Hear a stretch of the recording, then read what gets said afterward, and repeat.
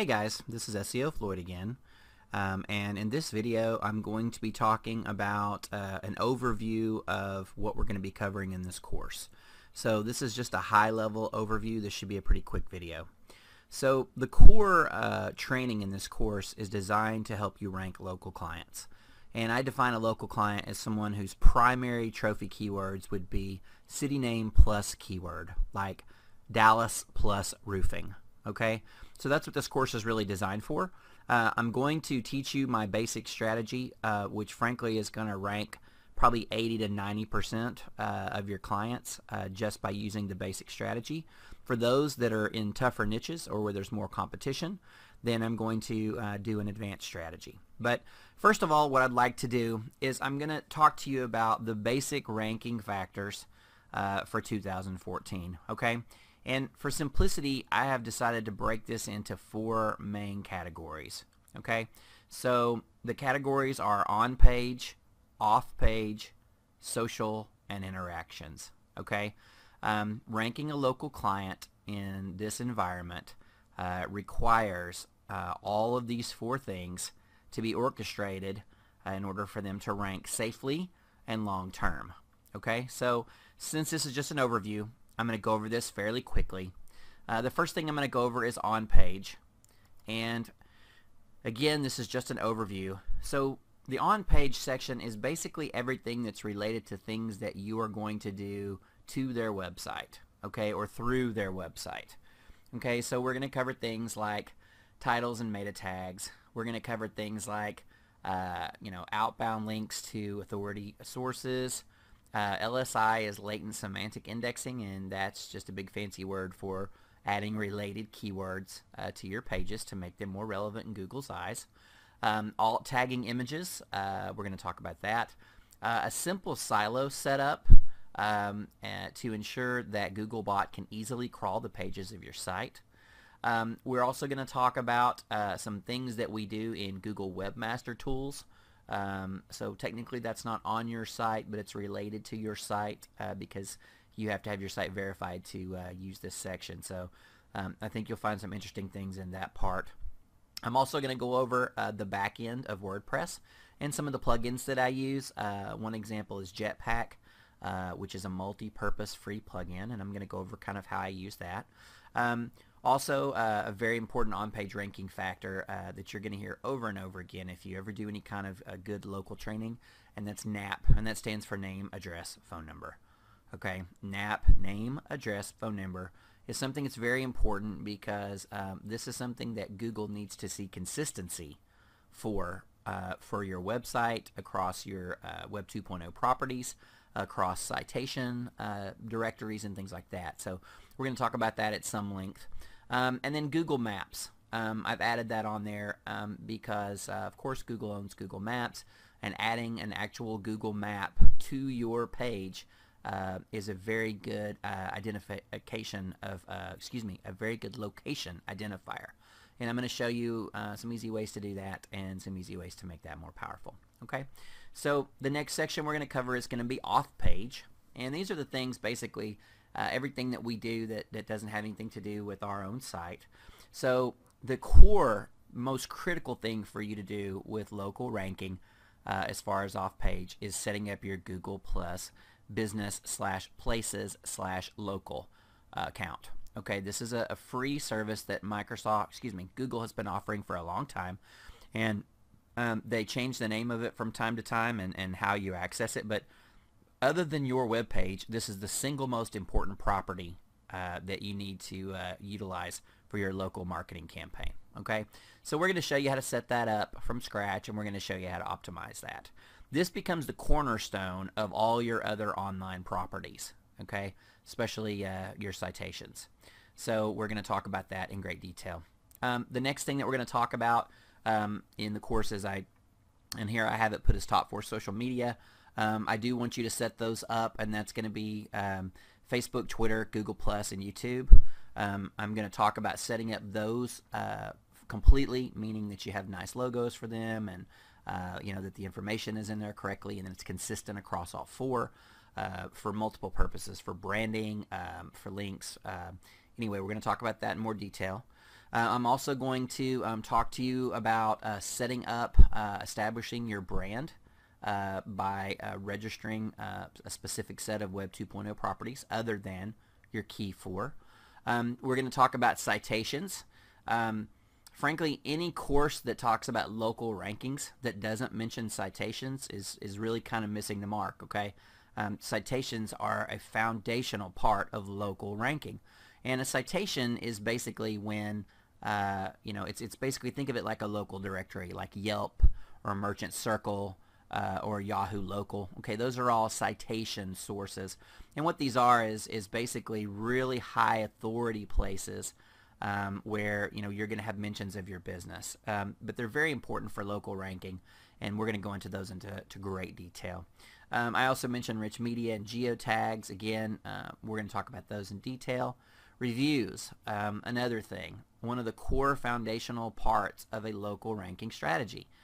Reviews are essential. Okay, you've got to have reviews. You've got to have a system for that. Okay, and we're going to talk about that in great detail.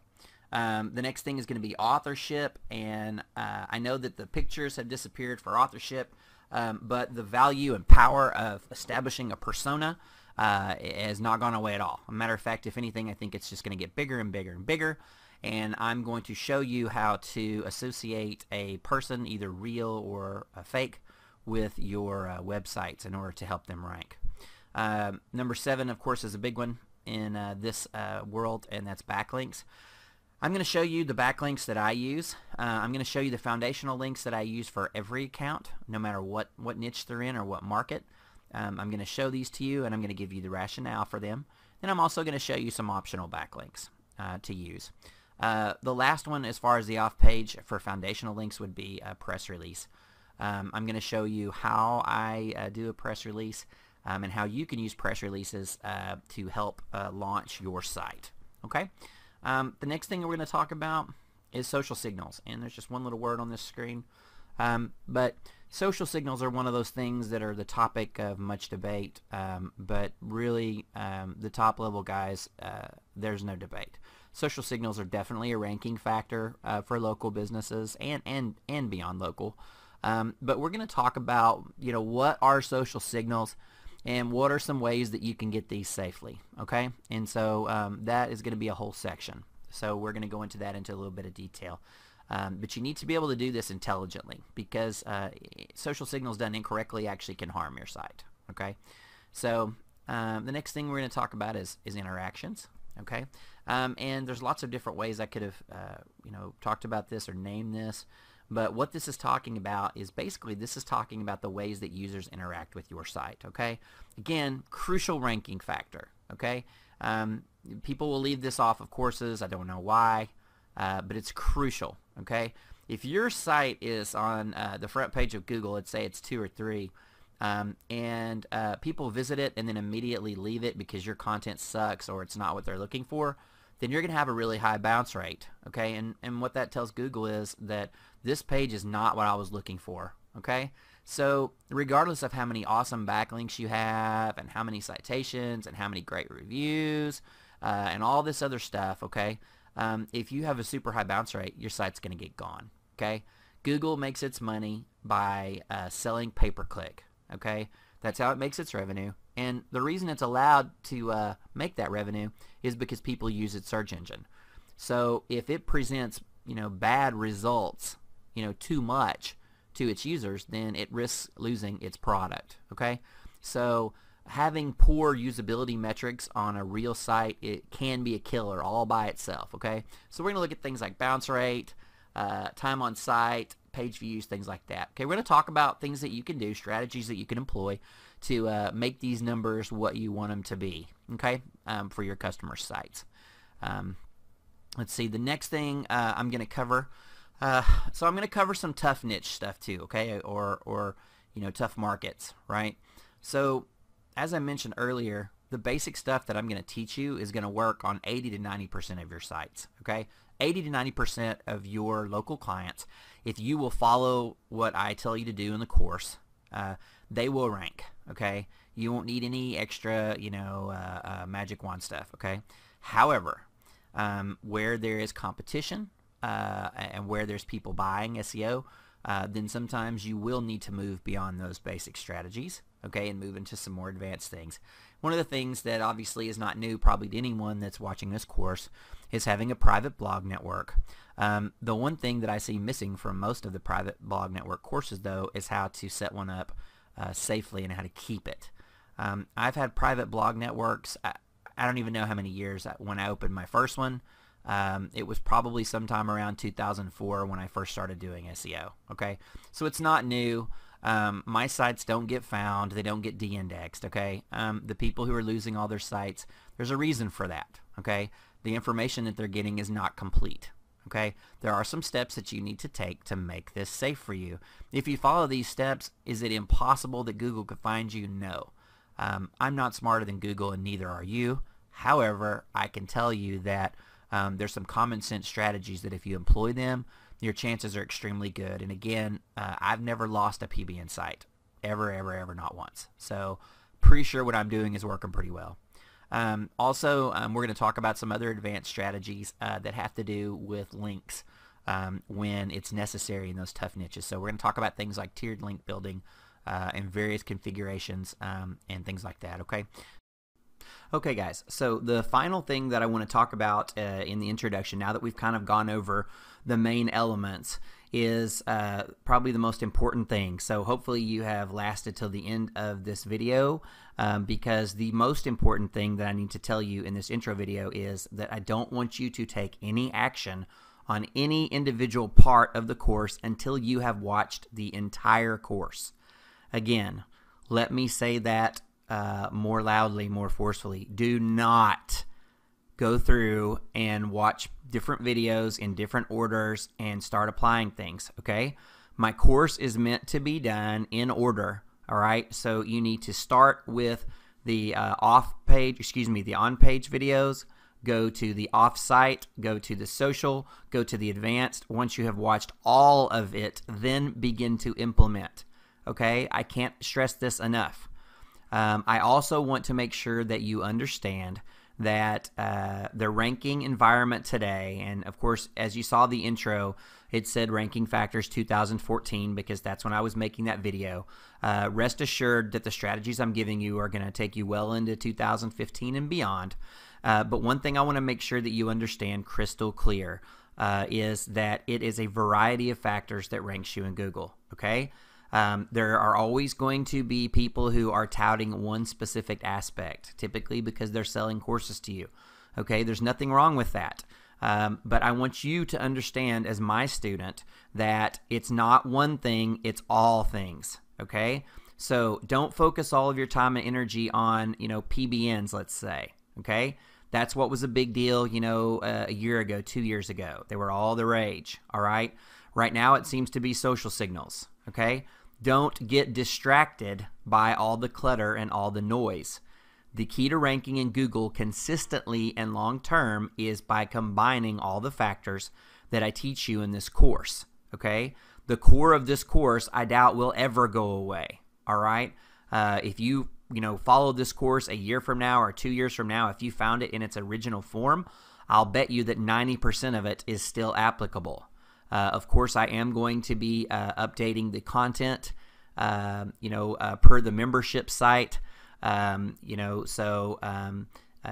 guys should know that by now also, but, this course is going on sale, which is going to give you 60 days of access to all the information. At the end of the 60 days, you will need to have a monthly recurring fee, and of course, the reason for that is because I need to keep the information current, okay?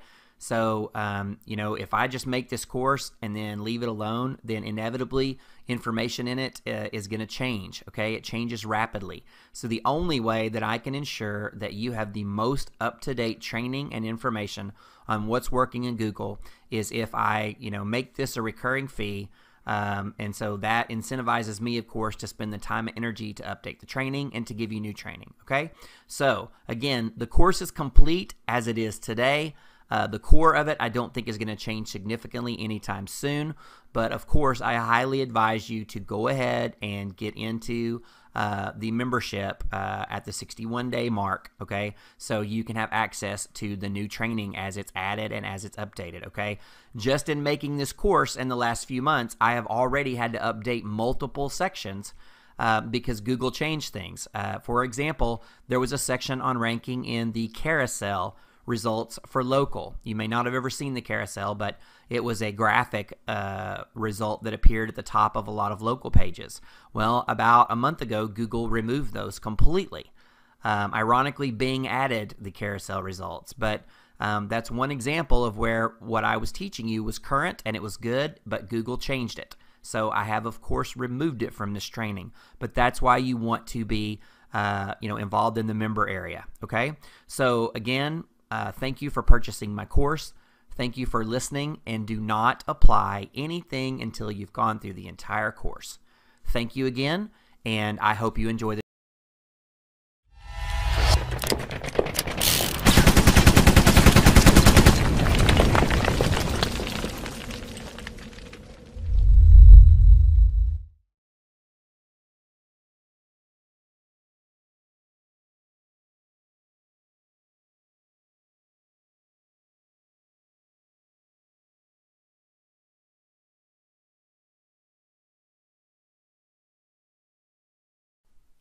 Hey there guys, this is SEO Floyd, and in this lesson we're going to begin to talk about the on-page ranking factors.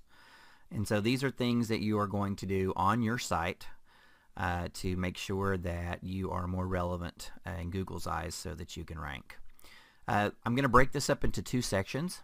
One section is going to cover kind of the front end stuff that we'll be doing, and the other section will cover kind of the back end stuff. Okay, so I'm going to start off with the basics. I'm going to assume that everyone that's in this course understands what title tags and meta descriptions are for, but for the uninitiated, in case you're not sure, your title tags are going to be the name that actually appears in the URL. So for instance, I'm going to use this site as an example site. This is elevatedroofing.com. This is a company that's based in Frisco, Texas. This is a real business. And so with your title tags, what's important is to make sure that you get your keywords, your brand, and or related keywords into your title tags. Okay, so there's not enough time in this course to go into that into great detail, but if you're doing city plus keyword ranking, which is what most of you will be doing, then a standard URL would be kind of your city, and then that would also include your keyword. So to use this site as an example, elevatedroofing.com, if I go down to their, their Frisco roofing page, then what we have here is a very Google-friendly URL, which is elevatedroofing.com/service-areas/Frisco, Texas. So what we've done on this site is we've gotten our brand, which is Elevated Roofing, which happens, so this is a partial match URL. Partial match meaning that if it was an exact match, it means that the name of this website would be like friscoroofing.com. That means that our URL would match exactly for the keywords we're targeting. This is a partial match because the word roofing and therefore also roof appear in the main domain, but then Elevated Roofing is actually the brand name for this. So this is a combination of brand with keyword. So we'd call this a partial match domain. So what we've got here is the keyword that we're attempting to rank this page for is Frisco Roofing, Frisco Roofing Company, and different varieties of that. And so as you'll see now in the URL, you've got Frisco, okay, and you've got roofing, okay? So you've got your primary keywords in your URL. So that kind of covers the title, and that's typically what I like to do with my locals. I typically like to have what Google wants to see, which is top-level domain, then a category, okay, and then like the product. So let's say this were Walmart. If this were Walmart.com, then it would be maybe category is toys, and then the product is this specific toy, right? This is a format that Googlebot really likes, and you get rewarded if your site structure is similar to this, because it makes sense to Google that a normal person visiting your site, if they ended up here on elevatedroofing.com and they wanted to know, where they could find you in different places, then the next logical place to go would be service areas, right? So let's go back to the Frisco page. We'll go back here. So the meta description is basically the part that's going to appear in the Google search engine result page below the title. So we can look at this by viewing the page source, and if we look here and we go over to let's see, it looks like Frisco Roofing Company inspection and repair. So it's got your basic keywords in there. Okay, so don't get too bent out of shape about this, and we can go into more of this into greater detail maybe in one of the webinars. But the easy thing to remember for this is that you kind of want your brand for sure, obviously, in your main URL and your title, and then you want a city identifier in there somewhere. Okay, just don't keyword stuff it. Don't make it look stupid like elevatedroofing.com / Frisco Roofing Company TX or something like that. Okay, try to make it look semi real. Okay, so if you want more information about titles and meta descriptions and things like that, then I would just Google it. It's fairly easy to see. So the next thing I want to go over here, again using this site as an example, is going to be we want to have some things on the page. So I'm going to go back to the home page. We want to have some things on here, okay? So a couple of the things. First of all, if you are a U.S. based company and you're selling to U.S. based clients, then most likely their language of origin is English. And English readers learn to read from left to right, top to bottom. Okay? Left to right, top to bottom. All right? You need to keep this in mind when you are looking at your websites. Okay? So the first thing that your website needs to have, and this is more of a conversion factor than actually a ranking factor, but we're going to talk about conversions as well, because without conversions, the traffic really doesn't matter. The rankings really don't matter. So the first thing that a client would normally see on this site would be right here. It's the top left, okay? And this elevated roofing, building kingdom one roof at a time, okay? So we know right away, the reader knows that what we're looking at is a roofing website. That's very important, that the first thing that draws your client's attention is what you do. You need to tell them right away, hey, they went to Google, they were looking for a roofing company. First thing they need to know is, bam, I landed on a roofing company. Okay? That's very important. The second most important thing is that they need to know how to get a hold of you, and they need to know how to do it quickly. So again, this website does a very good job. Right here we have a request a free inspection button, which is going to go to a contact form, and we've got their phone number in big letters here. Okay?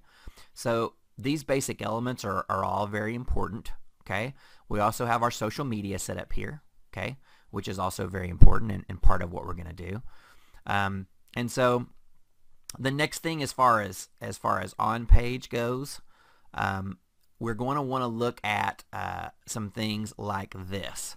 So as an example, do you see how it has all of their various review places? This is very important, okay, for a number of reasons. Number one, it makes it really easy for people to leave you reviews, and reviews are a critical ranking factor for local clients, okay? And so that's good. It's an easy way to access these. Also, this builds authority, right, and trust, right, in here, okay, because obviously these are big websites. So some of these things actually have dual purposes to them. So the way that this is set up is really good because it gives authority and trust at the same time, okay? So you definitely want to have some of these types of things on here. This also can cause some interaction, okay? So the next thing that I want you to look at here, very important for on-page, probably the single most important thing for on-page ranking is going to be your NAP, which is name, address, phone number. if you ever take a course over local ranking factors, the phrase NAP is going to appear probably more frequently than anything else because it's one of the most important things. Okay, so name, address, phone number. As you'll see here, Elevated Roofing LLC. Okay, here's the address. Okay, here's the phone number. They also have a fax. Ideally, this can go on every page of your website. Okay, if you have a single location client, this should be on every page of your website. Okay, again, this has to do with trust. It has to do with lots of other things having to do with Googlebot, but this is imperative. Okay, this is not optional. This needs to be there. Okay, so we have our NAP here. The next thing that I would like to see on here, which this page does not have, is a Google map. Okay, so when you're building out these local sites, or if you're updating for a client, that's another very important factor. You need to have a Google map on here. It doesn't have to be on the home page.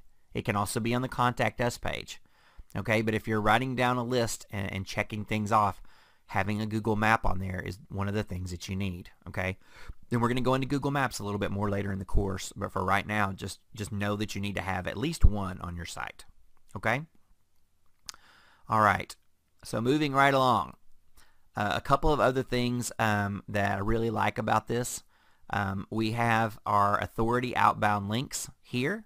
Okay, so a lot of people will tell you, hey, you need to have authority outbound links, you know, go grab a Wikipedia article, you know, or something like that. Okay, most of the time you're not going to want to do that, just straight off. Okay, most of the time you should be able to find something more relevant for your client to link out to than a Wikipedia article. Okay, if that's the best you can come up with, then do it.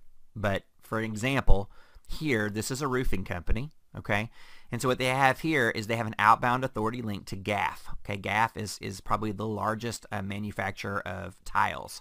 I'm sorry, shingles, roofing shingles. Okay, they're one of the top ones in the world. Okay, so this is not only a really good authority outbound link, this is a logical authority outbound link.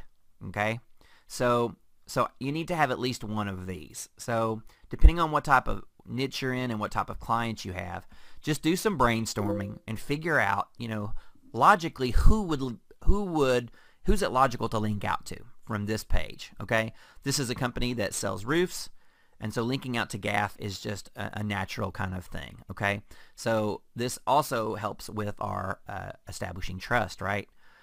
Because we're giving the buyer here, you know, a brand name, and they may or may not know what GAF means, but the people that do, you know, this will be a trust factor for you. Okay, so again, you're going to see the Better Business Bureau here on multiple places. Okay, I can't stress enough how important this is, and we're going to talk about this in the off-page factors as well. But again, this does dual things. This is an authority outbound link, okay, and this also establishes trust. Okay, so I know we've gone through quite a few things here fairly quickly, but those are going to be you know, the basic elements to on page. Now everyone knows probably about LSI keywords, latent semantic indexing, and how important that can be. So if you're not, in a nutshell, basically used to, if you wanted to rank for Frisco Roofing, you would just write Frisco Roofing, you know, a whole bunch of times, okay, on the page, and that would rank you. Nowadays, not only does that not work, but it's very likely to get your page de-indexed or at least just not ranking. Okay, so today what we do is we will strategically place our money keywords, our trophy keywords, our target keywords into the content, but we will also place other keywords that Google thinks are related on the page. Okay, and there's a bunch of different ways that you can achieve this. You can simply go to Google, for example, and I'm going to type in Frisco Roofing here. Okay, and one way you can do this is to go to the bottom and under the related searches, you'll see here. Okay, here's some words that it thinks are related. Okay, now as you see here, this one's not going to be super helpful for you. There's only a couple here, maybe Frisco Roofers, Frisco Roofing Contractors, Frisco Roofing Company. These are brand names here. These are 3 brand names. These are other cities, okay? But this is an easy way to see what Google thinks is relevant. Hey guys. Okay, so I have switched sites here for the last couple of things to use as an example. So I'm on another roofing site. This is actually a very large roofing company that's national.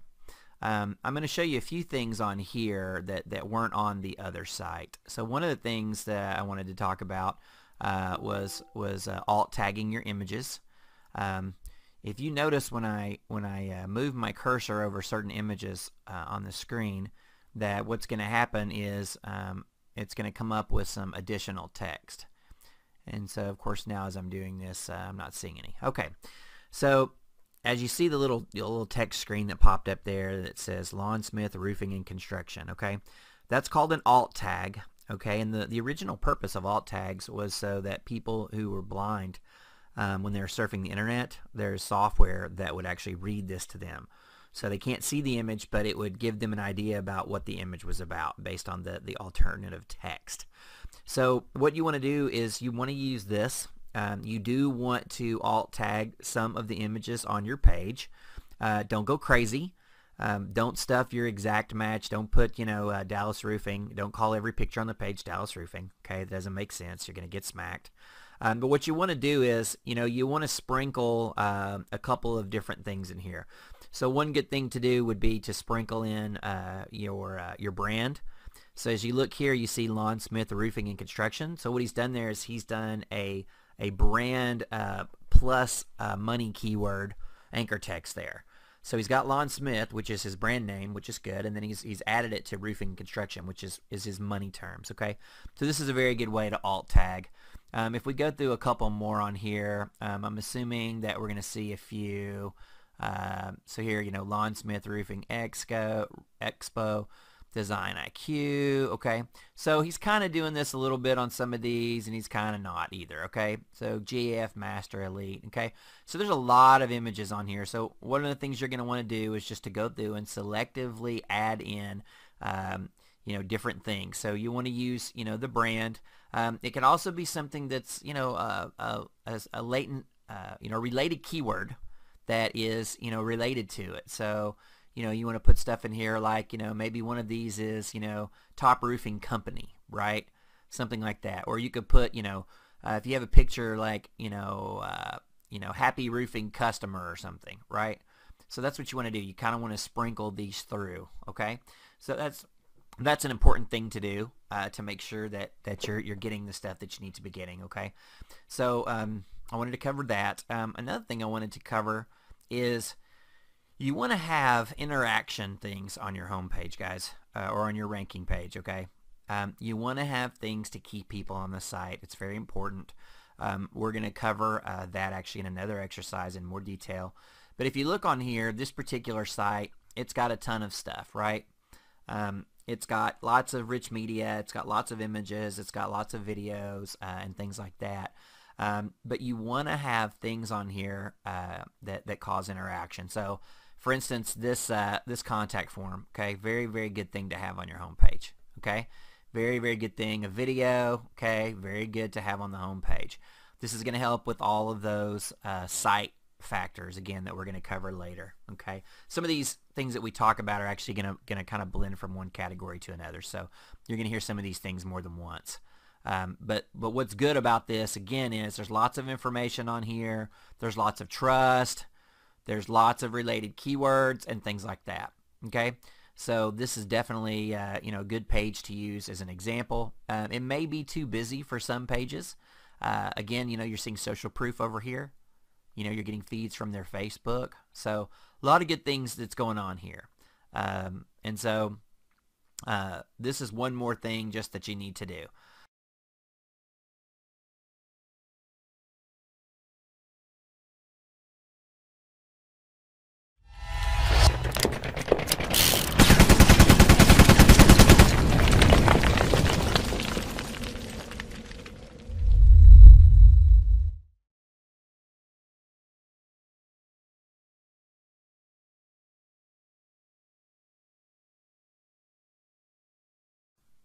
Hey there, guys.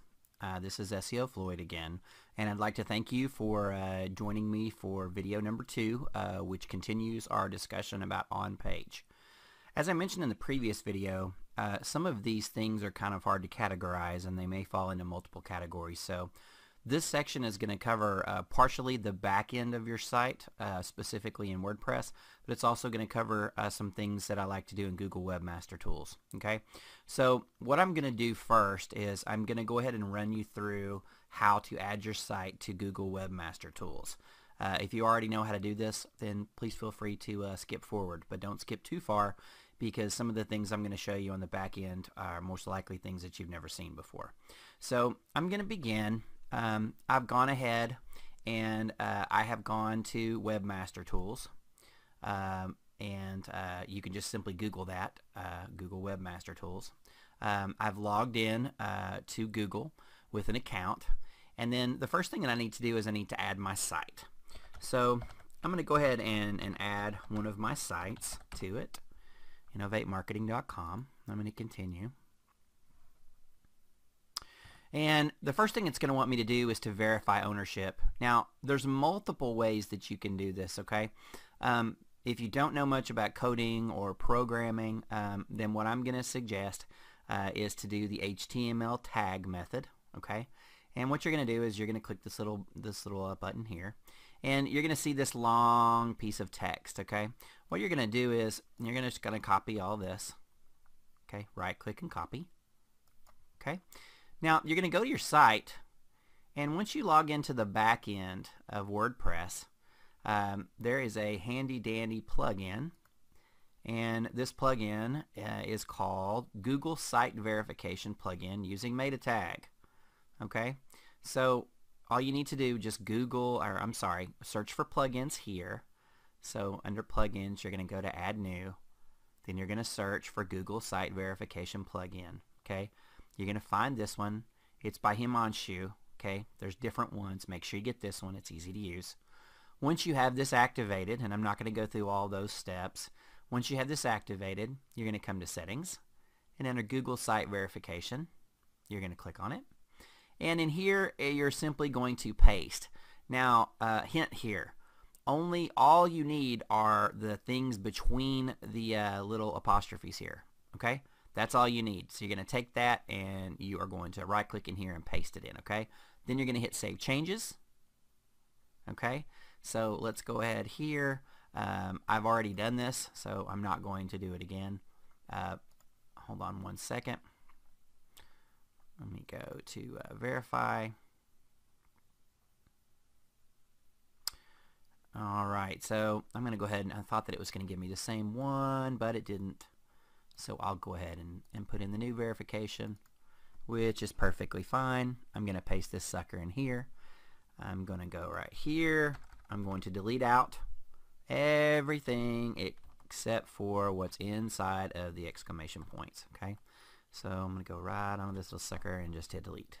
Okay, until we get to this. Okay, so now we have our code. We hit Save Changes. Alright, then we're going to go back to Webmaster Tools, and we'll hit Verify. And it's going to say, congratulations, you have successfully verified your ownership. Okay? And then you'll hit Continue. Now, there's a lot of back and forth about whether or not to use Webmaster Tools on your money sites or on your network sites. Personally, I use them on my money sites because I like to have the analytics. If you feel like that's not something that you want to do, that's fine. I can show you some other options for achieving what we're going to achieve here, but none of them are as simple as what I'm about to show you. Okay, so in case you've never seen the back of Google Webmaster Tools before, there's quite a bit of information in here, okay, and it's beyond the scope of this training to go over what everything means, okay, but I'm going to show you a couple of things. Okay, we're talking about on-page factors. So one of the first things that you need to do, you may or may have not heard about schema, schema.org or structured data. There's some different words for it, but what this is in a nutshell is this is kind of like a shorthand for Googlebot to understand what certain elements of your site are about, okay?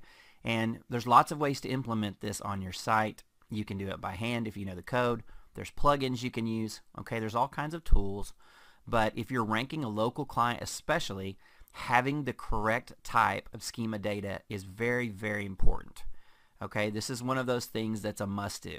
Okay, you need to do this on your client sites. Okay, because once Googlebot gets to that page and it sees that schema data, it has a lot more trust with what that site says that it's about, and it can match things up much more quickly. Okay, so the easy way to do this, the way that I do it, is we're simply going to go under Search Appearance. Okay, and we're going to click on this little button right here that's called Data Highlighter. Okay, so Search Appearance, then Data Highlighter. All right, what that's going to do, it's going to bring up a little window that gives you a lot of fun information about how to do it, and if you don't know this, it's worth it probably to watch this short video. But I already know this, so I'm just going to click on Start Highlighting. Okay, so again, using my site as an example, excuse me, I'm going to go ahead and put in the URL, and for this I'm going to simply put in tag just this page, just for this example. But under here, it's going to ask you what you'd like to tag, what you'd like to highlight. Okay, it's very important that you look through this, and as you see, there's a number of different things. So there's a number of different things that you may want to choose depending on what this website's about. Okay, but since this is mostly a local ranking SEO course, we're going to choose local business. Okay, so we've put in the URL, then we've chosen local business, and I'm going to click OK. I'm sorry, I forgot this is not on a subdomain. So take that out, and what's going to happen is this is going to load up the markup tool for you. And all right, so now you'll see here in the left-hand window is the page that we chose. In this case, it's the home page. Okay, and you'll see on the right window, you'll see various fields. You'll see name, address, telephone, opening hours. Okay, all these various things. Okay, so what you're going to do simply is you're going to go through the page, and you are going to find the correct information, and you're going to highlight it. So as an example, the name of my business is Innovate Marketing. Okay, so you can find it anywhere in here. It doesn't matter. I know I noticed right here that it's in the bottom here. So I'm going to go ahead, and you notice when it highlights it, it automatically pulls this up. And now you see how that happened there? I just highlighted part of it. Okay, so we want to make sure that we get it right the whole way. So I'm going to highlight this whole thing, Innovate Marketing. Then I'm going to choose name. Okay, so now it's got my name. Okay, and what you're going to do is you're just going to simply go through, and you're going to add all of these into here. Okay, when you're done, you're simply going to click Publish. Okay, so you know this is not super hard to do. You know, again, here's the phone number. I'm going to put that in there. Okay, so now if you don't have all the information that you need for this on this page, you've got two choices. You can either add it, or you can simply do the markup on another page, like the contact page. Okay, but this is super important, and this also saves you from having to use any plugins, which cause extra overhead and things like that. Okay, so go through. You're going to tag everything. All right, when you're done, you're going to hit this Publish button here. Okay, all right. I'm not going to do this on my site, so I'm going to go ahead and go back. Okay, let me show you another couple of things while we're here that you may or may not know that are very useful. So under HTML improvements, when you go through, this is Google's bot's opinion of some things in here, like your meta descriptions, your title tags, and whether or not you have duplicate ones of these. For instance, this tells me that I have 3 short meta descriptions on my site, according to Google. I have 2 duplicate title tags on here, according to Google. So anything that it sees as an issue is something that you're going to want to correct. So I'm going to click on the duplicate title tags. All right. And then it's going to show me here which ones have the duplicate tags. Okay, so all I need to do is just go back and change those titles. All right, just a quick, easy thing to help you. If Google sees this as an issue and it's something that it keeps track of, you can bet that it's something that matters. Okay, they didn't pack this dashboard with a bunch of useless crap that doesn't matter to them. It's things that matter to them, so it should matter to you. Okay, So the next thing I'm going to go to, manual actions. Okay, manual actions.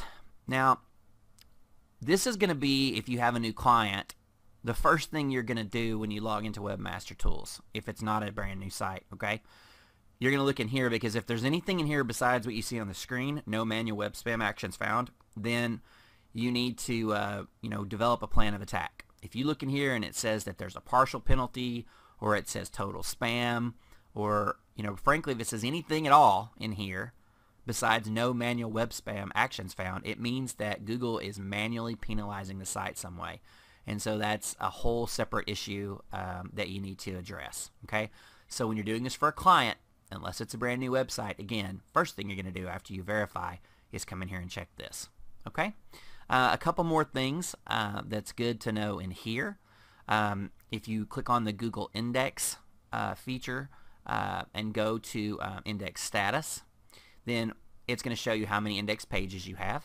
Okay, this is good information. This is going to help you keep track of your index pages and make sure that all the pages for your site or your client site that you want to be in Google's index are included, and this will give you more information if you click on it. Okay, so sort of the last thing that I'm going to show you here is another very, very important thing, and that's going to be under this little box called content keywords. Okay, so what this does is basically this tells you what Google thinks that your site is about. Okay, so this is very, very important. Okay, and again, this is not something that I don't think I've ever seen another SEO do this. Maybe they do. I don't think I've ever seen it. I'm positive I've never seen it. But what you want to do here, this basically crawls your site as a whole, and it tells you what Google thinks your site is about. So when you're looking through here, now this only allows single words. Okay, it doesn't have like a 2-word, 3-word filter. Okay, it's single words. So what you're looking for is this. When you see the number here, you see that number 1 for my site is SEO. Okay, that means that overall Google thinks my website is about SEO. Okay, and so you see number 2 is Google here, and number 3 is dance here, and number 4 is Dallas. Okay, my site is not really optimized. Okay, my business actually comes from referrals, so my website really is just kind of a business card for me. Okay, so but let's just say that it was important to me to rank for something like SEO Dallas or Dallas SEO. Then this number 4 here, I'd want to move this up to number 2. Okay, so this is an easy way, again, for an existing client. Well, I'm sorry, a new client for you, but someone that's already been around a while. You can quickly log in and see, what does Google think about them.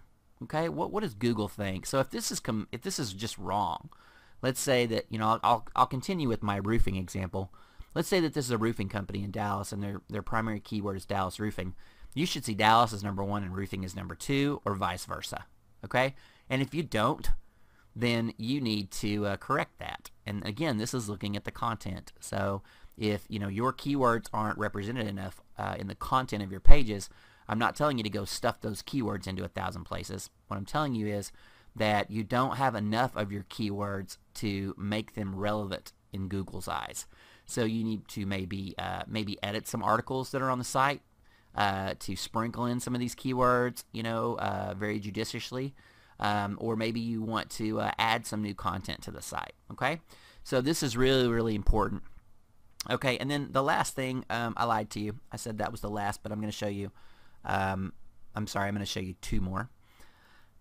One thing I want to show you is Fetch's Googlebot. Okay, now lots of people you'll hear talking about indexing for their sites, okay, and for their pages, okay, and there's various techniques of doing that, and I probably will cover that at some point in the course. But what this does, this feature, when you click that little Fetch button, okay, what that does is it immediately sends Googlebot to your website. Okay, so this is in effect, making Google go index your site. Okay, so when you update your content significantly, or if you're trying to change things around, like maybe you got a bad score on the the content keywords, and so you've added some stuff, you want to make sure Google knows about it. Simply you go here, you click on Fetch, all right, and Google's gonna find it for you real quick. When I hit Submit to Index, you'll see it says crawl only this URL, or crawl this URL and its direct links. Okay, so basically, do you want to crawl just one page, or do you want to crawl the whole site? Okay, let's go ahead and crawl the whole site. Alright, and so now you have done the magic indexing, okay? Now this site is indexed, alright, or within the next minute or two, okay? So next thing I'm going to go on about Google Webmaster Tools is sitemaps. I'm going to show you a plugin for this later, but after you install the plugin, then what you need to do is to come back and do test sitemap, okay? And you'll just put the URL, hit test, and go, okay? Just to make sure, if you use the plugins, they work most of the time, but it's better safe than sorry, okay? And so now I believe that I'm actually done with this section of the course. So I'm going to trail off now from Google Webmaster Tools, and I am going to switch back over to the back end.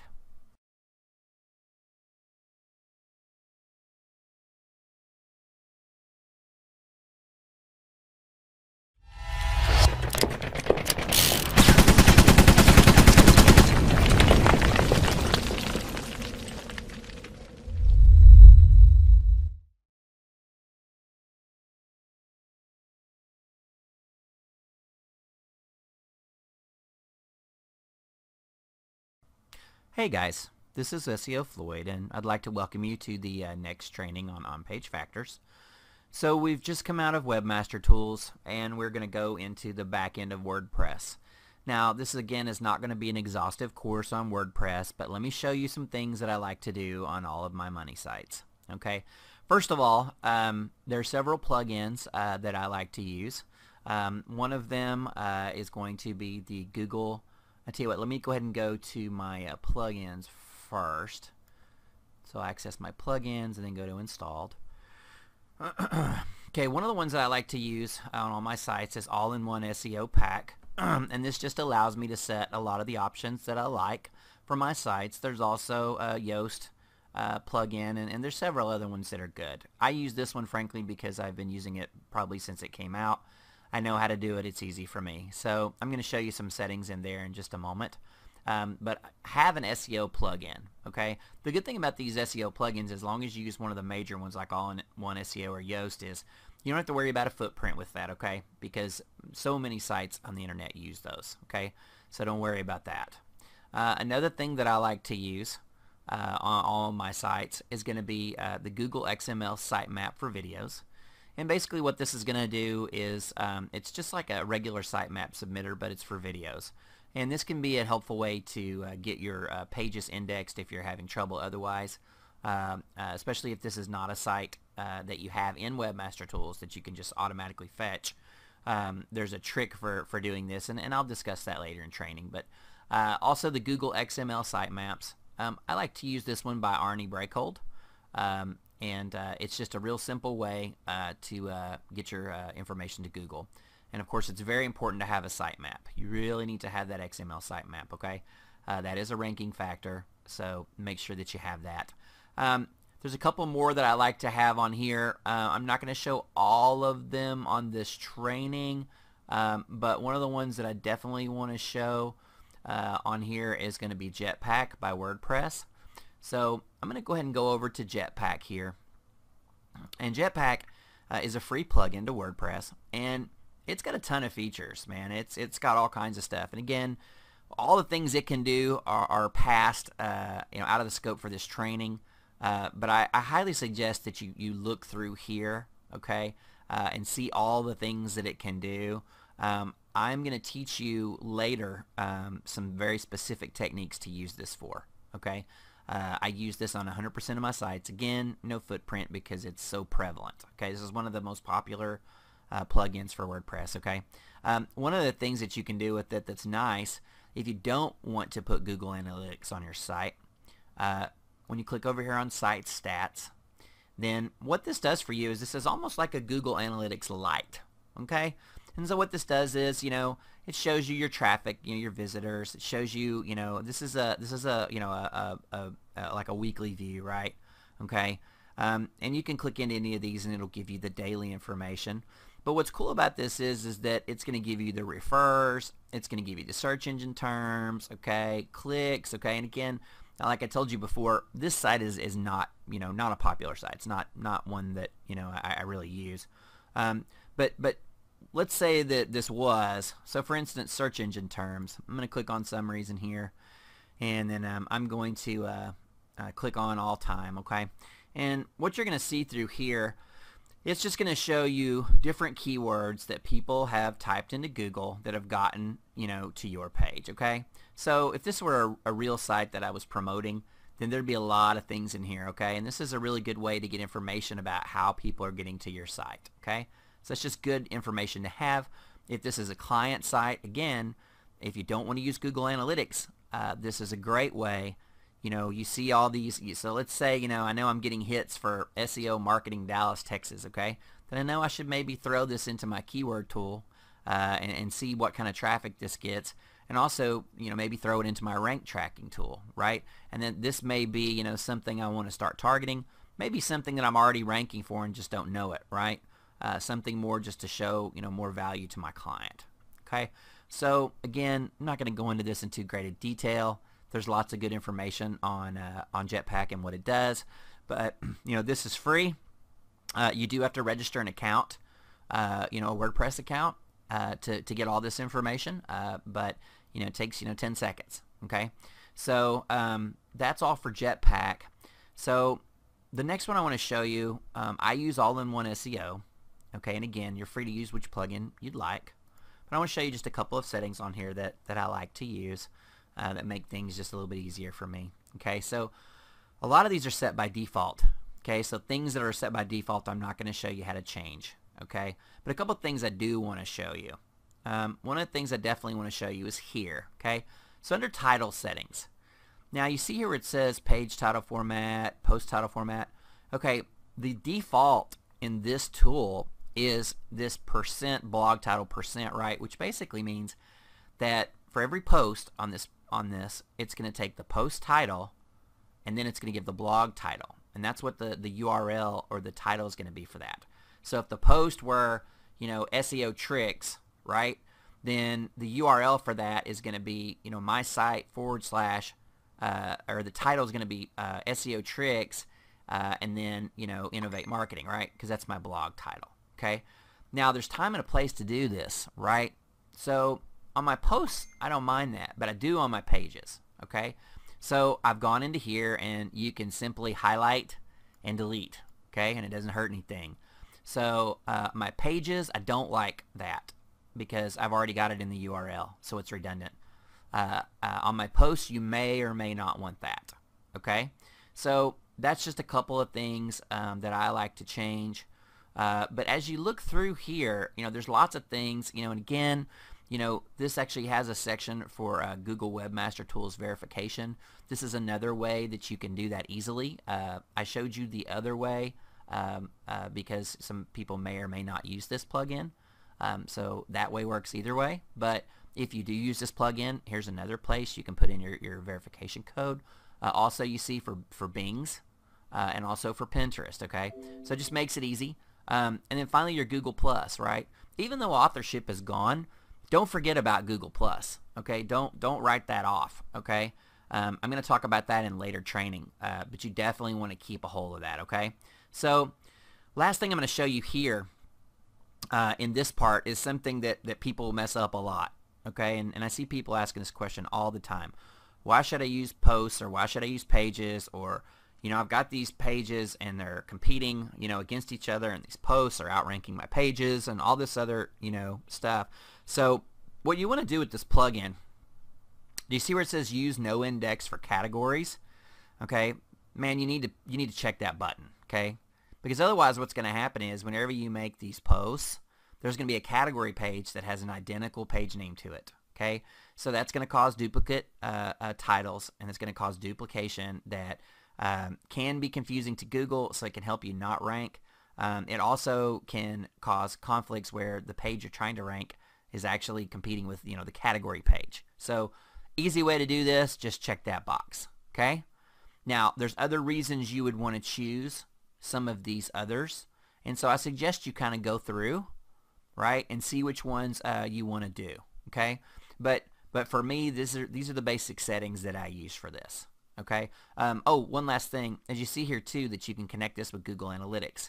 That's another good thing to do if this is a money site, Okay, so you have all this, you have Webmaster Tools and Analytics all together. Okay, so to summarize this, you know, the basic plugins that I'm going to use on all of my sites, I'm going to use an SEO plugin like All-in-One SEO or Yoast. I'm going to use Jetpack. I'm going to use the XML sitemap and the XML sitemaps for video. Okay, so those are the basic ones.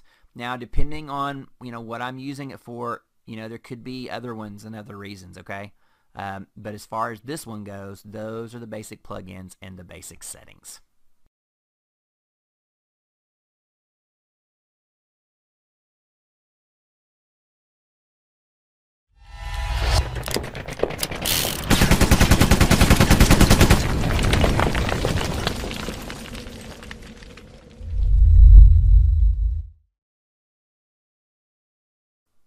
Hey guys, alright, so in this video I'm going to talk about something that I use for my money sites to help me rank as far as content. It's also really good for content for your Google My Business, Bing Business, and even some of your citation listings. So what I'm going to talk about in this video is a service, software as a service called ntopic.org. Okay, it's www.ntopic.org. Okay, you can sign up there for an account, and it's I think it's $10 a month, maybe 15 or 20, but it's very reasonably priced. And what this does is this will grade content for you based on its latent semantic indexing, so based on its relevance to the keywords. Okay, so as you know, all of your content, when you're writing, you used to write for a specific keyword, right? For your website content, for your landing pages, and all that stuff, right? But now you're writing really for the reader, and Google is looking for semantic relatedness, meaning that when you type in words like roofer, it knows that words like shingle and nails and things like that are related, right? Google understands semantically that these things are related. So as you're writing your content for your websites, and even as you're writing your descriptions for your Google Business and Bing Business, and all your other citations, you're going to want to make sure that you use this service. So you sign up for the service. There's a couple of different ways to use this. I'm going to show you the way that you're going to use it most of the time. Now, if you have a WordPress site, you can actually use this to score your posts that you do. And I'm not going to show that in this video, although I think I showed it a little bit on the on-page video.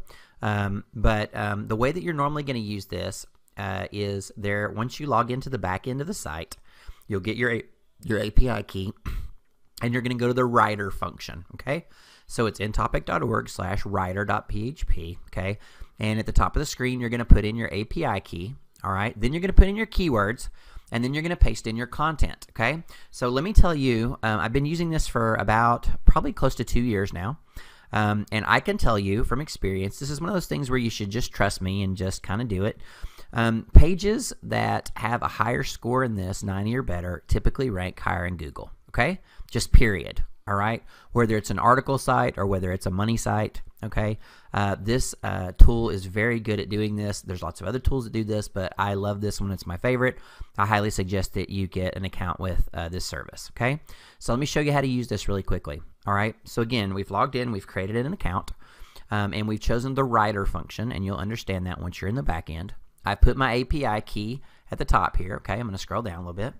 So now let's play like, again, going with our roofing client. So I'm going to put in Dallas roofing as my keywords. Okay, so one of the things I'm going to show you, I went over here into Google and I did a search, and it looks like a Better Business Bureau is just owning this SERP. But the top organic listing here is Texas Star Roofing. So I'm going to pull them up, and let's play like this is the page that you are trying to score. Okay, so I'm going to pull this up. I have a plugin here from SEO Book. And what it's going to do is it does a lot of things for me, but it allows me to get the keyword density. So I'm sorry, this was the SEO Quake plugin. I'm sorry, I have multiple plugins. This is the SEO Quake plugin. I believe it works in all browsers. So I went to the site, okay, and then I hit the little density button here, okay. When I did that, it pulled it up, and what you're going to do is scroll to the bottom, and it's going to give you all of the text that's on this page, okay. So I'm just going to highlight all this text. Let me do it again. And I'm going to copy it. And I'm going to come over here and I'm going to paste it in. All right. And now I'm going to click on Update Score. Okay. And what it's going to do now is it's going to go out and it's going to find out how many related words are in here. Now you see 98.81. Okay. Now what you're looking for is a score better than 90, but it's no surprise to me that the #1 ranking organic site gets a 98. Okay. I can tell you I've done this, I don't know how many times, hundreds by now. So again, rather than me, show you 50 sites and prove it to you, please just trust me on this one. Okay. But let me show you an example of what it looks like when it's the other way around. So let's say I'm going to do, I'm going to type in just plumbing. All right, and all right, let's do Dallas plumbing here. That's good. So there is some relevance to this for the city. So it should have some relevant key phrases in it because of Dallas, but of course the niche is completely different. So let's look and see what happens when we pull this site up. And again, I'm going to click on the little density tab here. Now you can do this manually also, okay? You can view the code of the site and just copy it, all right, if you want to do that. You do not have to use the plugin I'm showing you. Okay, and if you're not sure how to do that, just post it into the Facebook group, okay, and someone will talk to you, or I will. All right, again, I'm going to copy this, and I'm going to paste it in here, and I'm going to update the score. All right, so now there should be some relevance here because Dallas, right? All right, so look, we got an 80.59, all right? So, again, that's pretty good, right? So a lot of these, really, the city relevance is very important for this. All right, what I'm going to do, I'm going to click on Get New Words here. All right, and so let me show you some things that is going to happen. So you're going to see words in here that are red and words that are green, okay? And it's going to show you the percentage, all right? So for instance, you see the keyword roofing. You see how it's a 0? Roof is 0, roof 0. That means you need to add these words, okay? Does that make sense? So see the word company? Company is fine. It's in there enough, right? But if I were going to make this article more appropriate for the keywords Dallas roofing, then what I would do is take all these words that are in red and I would start adding them into this article and I would just keep hitting rescore. Okay, so after I added all these words in and I've got this score up over a 90%, then I'll be good to go. Again, so to kind of summarize this, InTopic is a software as a service. It's very inexpensive, and what you're going to do is you are going to use it to find related keywords to add everywhere that you use content, okay? So content for your website, especially your landing pages, your articles that you post, and especially, again, Google My Business, and Bing Business and stuff in the long description portions, okay? You want to make sure that you have lots of good related keywords in there, okay? I can't stress enough how important using this is. Again, I can tell you that if you look in the rankings, most of the time, the sites that are toward the top score much higher on this than the ones that aren't. Now, again, this is just one factor. It's not the only factor, okay? But this is one of those just little tricks that I do that really helps me be able to outrank people. You know, once you get to the top of this, guys, it's the small things that differentiate the winners from the losers, right? So to me, this is just a core process, again, just like everything else I do. So I hope you enjoyed the training, and I'll see you on the next video.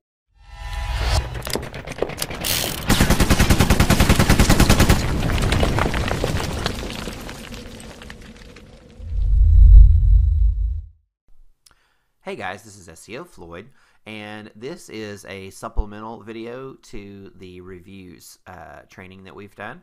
For this demonstration, I'm going to use a site called brightlocal.com, Bright, B-R-I-G-H-T, local, L-O-C-A-L.com. Now, brightlocal.com is very similar to whitespark.ca, which is the site that I used when I taught you how to do citations.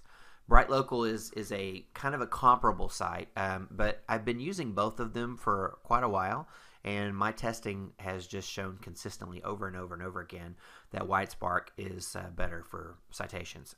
That's just my opinion. Someone else's may vary, but I think that BrightLocal more has like a list of citations that it uses, a rather limited list, whereas White Spark is a lot more about analyzing the competition and kind of dynamically building lists. So anyway, that's just my opinion. Nothing really bad to say. I do want to make a couple of comments here real quick, though, about this because some of my students have asked about BrightLocal. BrightLocal is fine. There's nothing wrong with using this tool, but you need to remember that this is just a tool.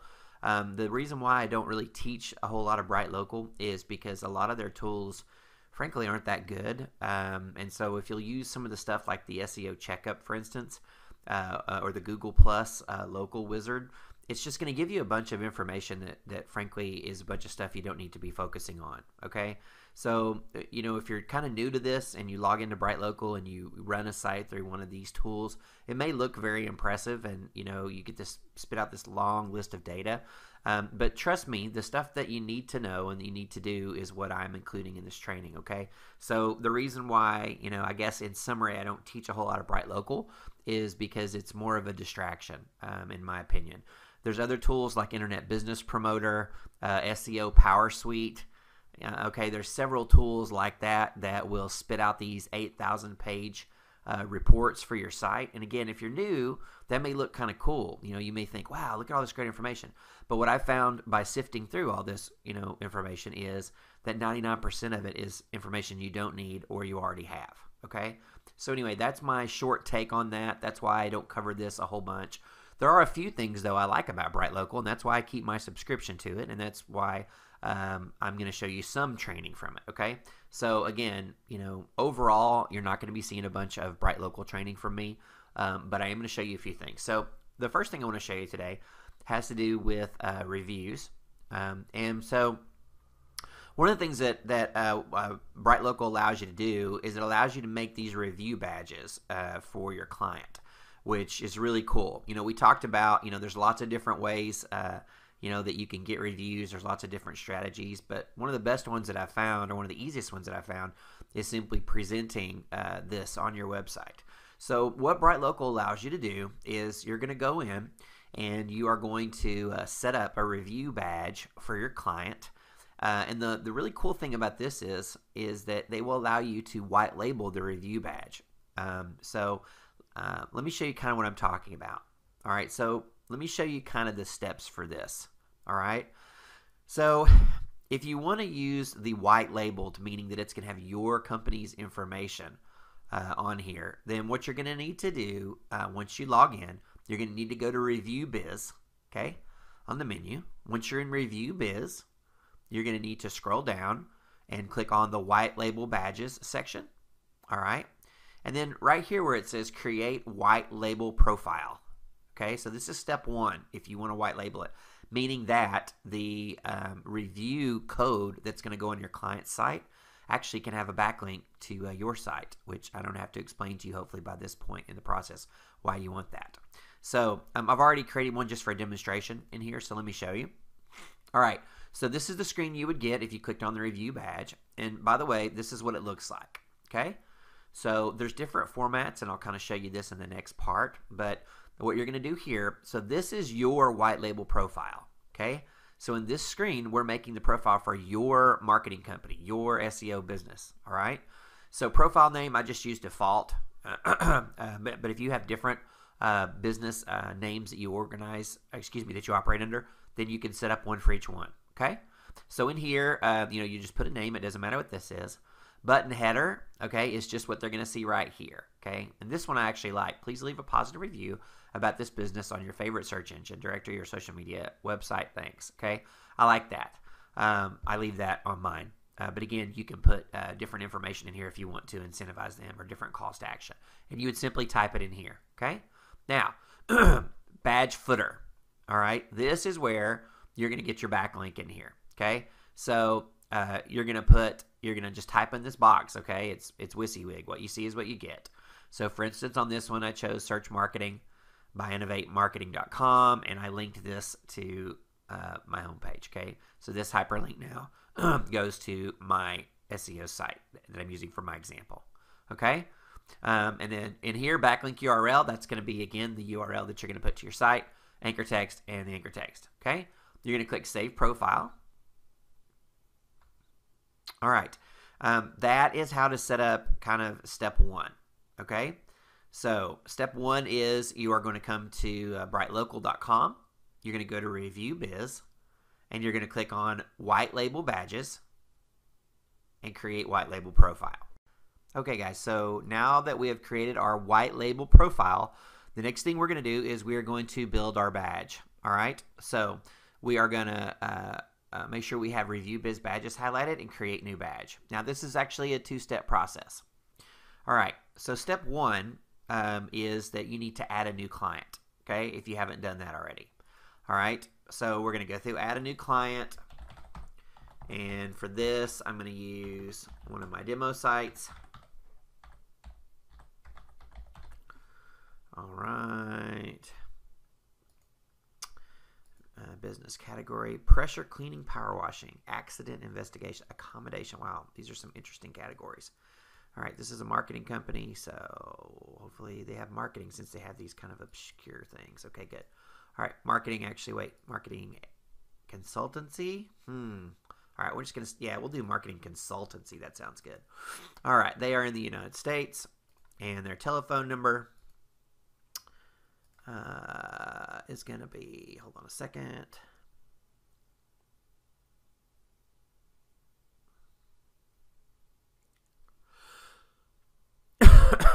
Excuse me.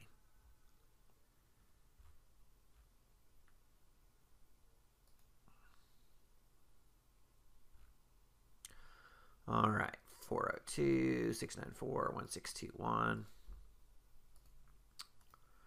And postal code is 68818. All right. All right. Now I have added the client. All right, so on to the next step. Give your badge a name. I always name this the name of the client, okay? Just makes it easier to remember. All right, business name, country. All right, enter the address, and obviously you see it's already populated some of the information that you put in there. So let's do that, 258 Snowbird Lane.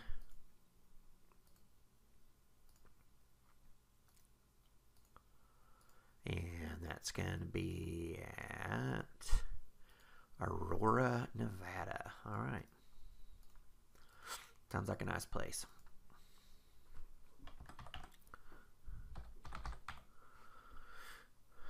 All right, marketing. All right, now we get to the bottom here, and you see where it says Select White Label Profile. Okay, this right now you see the default for this is Bright Local branded. Okay, so default. Okay. Remember, I named my white label profile default. So maybe you want to name it the name of your company so you'll remember the first few, okay? If you don't do this step, then when you get to the final code, it's not going to go to you. It's going to go to Bright Local. So that'd be awesome. I'm sure they could use some more backlinks, but this is for you. All right, next step. All right, so now we get to choose our badge. All right, and the thing about this is kind of cool. They have some different kinds. So you see these three are all expanding. All right, and so really you're going to want to choose this based upon the available real estate that you have. All right, so you know these are best on the home page or on a landing page like city. Now remember, you can go through and make these for city pages as well, right? This could be Lindemann Marketing Dallas, Lindemann Marketing Plano, different cities. Okay, you can make you get 20 a month with your standard program at Bright Local. Okay, which is, and of course you can buy more if you need to. Anyway, so these are expanding as you see. Excuse me, which are cool. Or you can have the static badges, and again, that's just going to depend on your site and what it uses. Now, if you use the expanding ones, remember that depending on what your site code is set up to be, this could expand out and obscure other things, okay, while it's doing it. So you may or may not want that, all right? So just, you're going to play with this and find your personal preference. For this demo, I'm going to use this small expandable one, okay? So I just chose the small expandable. All right. All right, so now here's the fun part. So now what this is going to do is this is going to go out and this is going to look for Lindemann Marketing across all of these social media channels. Now, the problem is this isn't one of my real sites. This is actually just a demo site I used for a PBN setup. So it's probably not going to find any, although it may be scraped by some directory. But what you'll find is this. You'll find if this is a real business, obviously, if it has any of these, then it's going to find the whole URL and everything. Okay, so just for demo purposes, let's say that it had a Google Plus local. Okay, these check marks determine which badges you want in here. Okay, into the menu. All right, so the more the better, typically, right? Now, one thing I want you to be aware of. So again, to make this crystal clear, this didn't find any because Lindemann Marketing is not a real business and it hasn't even been set up as one, okay? So if this is your client, you're going to find some of these, okay? I can pretty much guarantee it, all right? You may want to wait, if you just have none in here. Also, you see the Create Listing button here. You can click on that and go through a little wizard if you want, but you can also just wait and do this after you've done your citation run, okay? So this could be something that, you do, 2 or 3 weeks in, okay, after all your citations are done, all right? So again, to be clear, you're going to have these, or you wait until after your citations are done, so you for sure have these, right? All right, let me show something really cool here that I really love. All right. You can add custom directories to this badge. So this is really cool, depending on what your niche is, right? So again, this is a marketing company. So, if there's a marketing directory that I really like, I can go in here and just name it, okay? And then just give it the URL, okay? Which is awesome, all right? And so, let's say that you have an attorney, right? Then you can put, American Bar Association and then their link on the aba.org or .com, whatever this, right? So this is really cool, all right? This obviously, we talked about the power of your niche or your best, your industry links, right? Your industry directory. So, if you're a doctor, you want to be American Medical Association, right? If you're a doctor or a lawyer, you want to be American Bar Association, et cetera, et cetera. These are really good for that. You want to show those, okay? It's a trust factor as well as, right, you'd like to get some, some comments on those, right? It'd be awesome. All right. So I would max these out, all right, if it were me. All right, so now show social buttons. And again, this is awesome. So again, this just gives you one more chance for them to have interaction on you, okay? So if you want them, you check them. If you don't, you don't, right? All right. So now we'll go to the next step. All right. Now, I'm going to leave this up on the screen for a second so you can see it. So, here, 5 simple steps. Copy the code. Well, it went down. I'm sorry. It was a pop-up that had a timer on it. Basically, what you're going to do is this. You're basically just going to take this code, okay? You're going to copy it, all right? And then you are going to go over, and if you're using WordPress, then, this can be a text widget, or similar. So let's go on over to the website and let's set it up. So again, up to this point, we've gotten you to the code, and now we are going to go and we're going to set it up. All right, guys, so now I have logged into the back of the Lindemann marketing site. All right. And again, if your site is not in WordPress, then this process is going to be very similar if you're using a content management system. If you're using HTML, then, you're going to just paste it into regular HTML, okay? So if you're using WordPress, you're going to go to Appearance and then Widgets. All right, once you have your widgets, of course, you're going to have all the widgets that you've got, set up, right? So here is a text widget. And so, that's what you're going to want to use for this. So what I can do here, if I want to add to what my site's already got, I can grab this text widget here, and I can just drag it up and drop it. And my title is going to be Review Badge. And again, doesn't matter what you call it. Make sure you have cap locks set correctly. All right, and remember, this is internal reading. It doesn't really matter what this is called, okay? And I am going to paste that code right in there, okay? All right. Now I'm going to save it. And I'm going to, I think that's, All right, I think that's it. All right, so let's go ahead. There is no save in the widget area, so we should be good. So let's jump on over to Lindemann. All right, and see what we got here. All right, so here is our little handy dandy review badge. Now, of course, it looks like crap because it didn't have anything to add, right? There were no parts. All right, but what I want to show you. So if you look up here, you see how I'm highlighting. I don't know if you can see down in the bottom left-hand corner of my screen that I've got there's a link here. If I click on this, the master link for this goes to my website, okay, Innovate Marketing, okay. And then here I have this follow link as well, okay. So there's 2 links in here total. All right. So again, you know, if it found these social media sites, this would look a lot bigger and a lot more. But hopefully that gives you, shows you how easy this is to do. Okay. So again, you could put this on your site. I would suggest you put it on your homepage. You also can put it on contact pages. You could make it a site-wide, widget.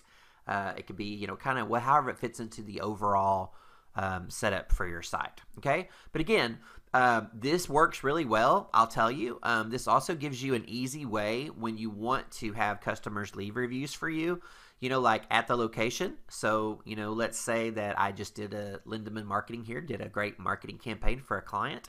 If I wanted to, ask them to leave me a nice review on one of my social media accounts, it'd be real easy to say, well, if you would please, just please go to the website, here and, you look for this, badge. Or, you could put it in your email, right? You could paste a link to this badge in email. And you could ask your customers for reviews via email, which I think we talked about a service that does that in the last review video, or the first one. One of them I know I talked with you about.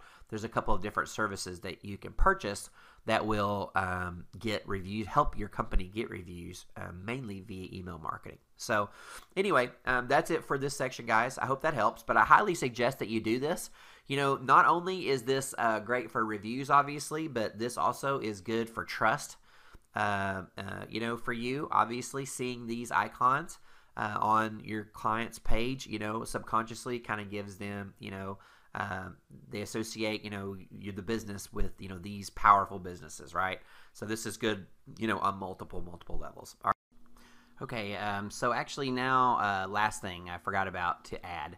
One of the things that's really cool that you can do with this is that you can use this to do some of your sneaky linking or your 3-way linking.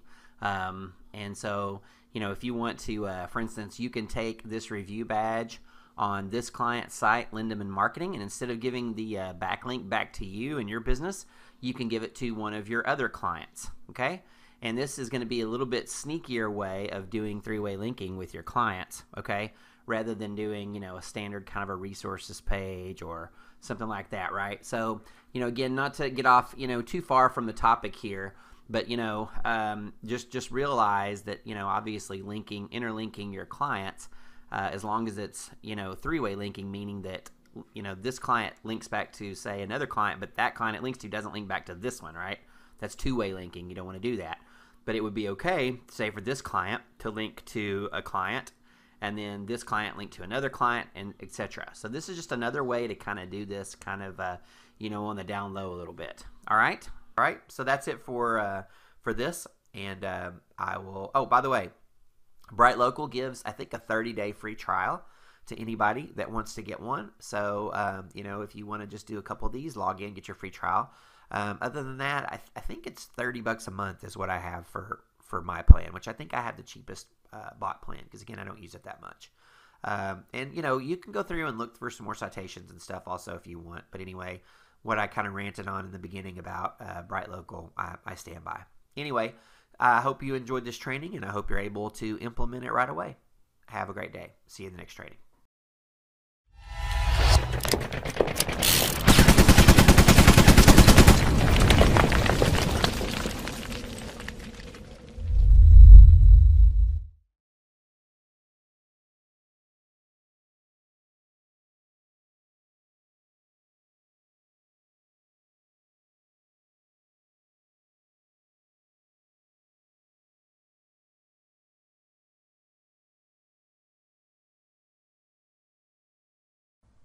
Hey guys, this is SEO Floyd, and in this section I'm going to talk about probably the thing that most of you got the course for, which is going to be off-page things like backlinks. Everybody loves backlinks. So before I talk about specific ones that we get, I'm going to talk a little bit about rationale.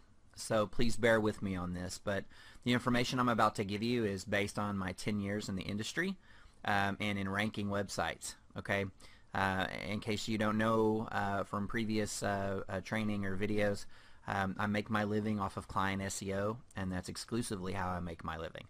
Okay, so I get paid to rank people on Google. Okay, so this is not theory, this is not me guessing. What you're about to see, my opinions, are based on years and years and years and years of me ranking people. Okay, so I'm not saying this is the only way or even the best way, but what I'm telling you is the stuff I'm going to share with you is stuff that I use in the real world. It's not stuff that I've read on some SEO forum or some book or some guru said. Okay, this is the real stuff that actually works today. Okay, so the first thing that I want to talk with you about is the rationale, and let me give you the beginning of that. The way that I establish a website, a brand new one, is I begin by generating backlinks that legitimate businesses would get. Okay, and you're going to hear this theme repeated throughout my course. Okay, 99.9% of what I do to rank my clients is within Google's terms of service. That's why it works, and that's why it keeps working, and that's why when updates come, you don't have to freak out. Okay, so there are a few tiny little maybe grayish, blackish things that we're going to do in the course, but the vast majority of it are things that if a Google employee were to know what you were doing and understand your strategy, they would sign off on it. Okay, so that's what I want to share with you first. So what we're doing is we are as close as humanly possible. We are doing what real websites do. Okay, so the first thing I want to cover is my foundational links. These are the links that I use on every website, regardless of the niche, regardless of the market. Okay, I use these for everyone, every time, without exception. Okay, and so the first thing that I want to talk about as far as backlinking goes is going to be your 4 key social media accounts. Okay, now there may be some outside of these 4 that would be key for your niche or your industry. Okay, and I'm going to trust you to know what those are. But for most businesses, the key 4 social media accounts are going to be Facebook, Twitter, Google+, and YouTube. Okay, those are the 4 that I consider your foundational social media links and your foundational real links. So the first thing I'm going to do is I'm going to go claim those 4 accounts, and I'm going to set them up completely. I may have a short video on how to do that, but frankly there's lots of good training on the internet. And you know, the key here really is consistency. You know, when you set up your Facebook page, you want to set it up completely. You want to have, you know, a cover photo. You want to have an image profile that is appropriately sized. I'm going to include in the training a sheet that tells you all the different sizes that you need for your logos. So whoever makes your logo can go ahead and size those out so you can look professional across all 4 of these. So Facebook, again, you're going to have your 2 different image sizes, and then you're going to have your basic information filled out completely. Now in the About Us / description, you need to have some keywords in here. Okay, it can look natural, but your keywords, you know, about your business need to talk about what you do. Okay, so you definitely want to put some keywords in there. You want to use your real business branded name for your Facebook account. Okay, don't go sign up for a Facebook page called, you know, Best Dallas Roofing Company. Okay, you know, going with our Dallas Roofing example. Okay, the name of your business is, you know, ABC Roofing, then you need to register ABC Roofing. Okay, so these are all brand links is what we're talking about now, and these are what we use to establish the trust and the authority of our sites. Okay, again, not to beat a dead horse, but we're doing what real sites do. So if this is a client that you're doing this for, or if it's your site, fill these things out completely. Okay, especially YouTube. There's lots of things that go into setting up a YouTube channel. Take advantage of all of them. Okay, at a minimum, you know, fill out all the places where you can have an image and your basic information. Okay, now when you're doing this, I mentioned NAP in a previous training video. and I'm going to mention it 100 more times probably. NAP again stands for name, address, phone number. It's extremely important to your local ranking that this information is consistent across all places online. Okay, so on your Facebook page, you need to put your name, address, and phone number for your business, and it needs to match exactly the way it does on your Google Plus page, and that's exactly the way it's going to match on your business website. Okay, so just keep that stuff in a text file and just copy and paste, man. Okay, that's the easiest way to make sure that this gets done right. Okay, so step one is going to be claiming and establishing and fully setting up those top 4 social media accounts.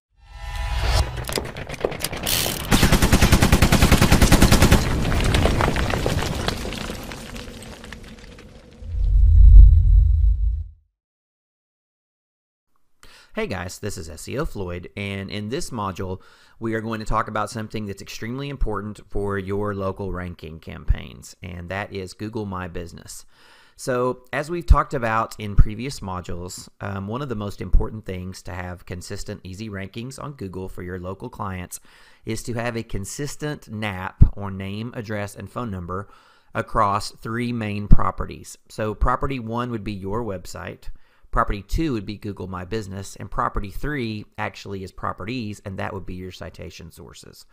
So it's very important that all 3 of these things match up correctly. So in this video, I'm going to go through setting up Google My Business.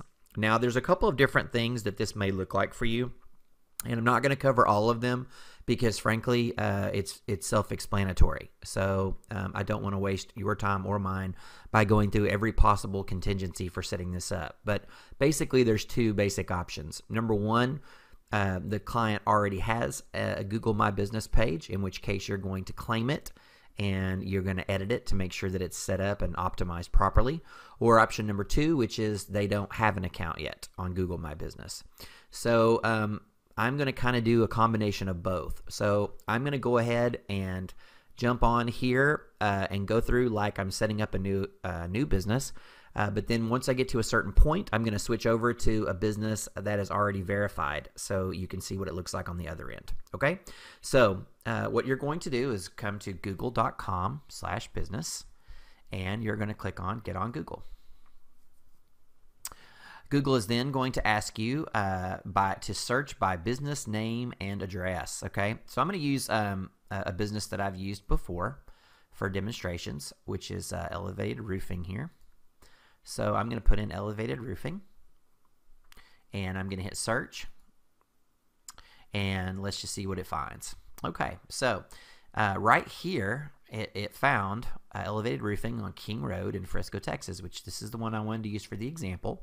So I'm going to go ahead and click on this. Now, if it wasn't, none of these were the business you were looking for, then you would go to Add Your Business.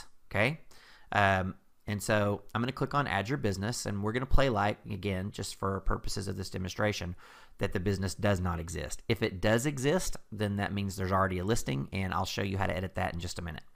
All right, so again, for purposes of this, I'm still going to use the same example, Elevated Roofing. And I'm going to use the street address here, 222 King Road. And I'm going to type in the city, which is Frisco, and the state, which is Texas, and the zip code, which is 75034. Main business phone, again, we're staying with consistent NAP. All right, so we want to use this one.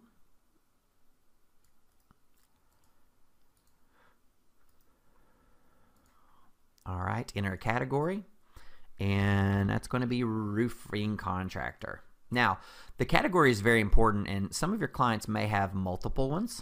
Okay, the way that you're going to determine this is you're going to look and see who's already ranking in the 7-pack, and then you're going to choose the categories that they've chosen. Okay, and so I'm going to go ahead and hit continue here. All right. And so what's going to happen here, again, this already found this address, so it's asking me if I want to do another one.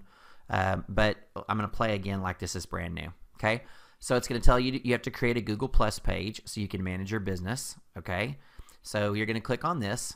You're going to click continue.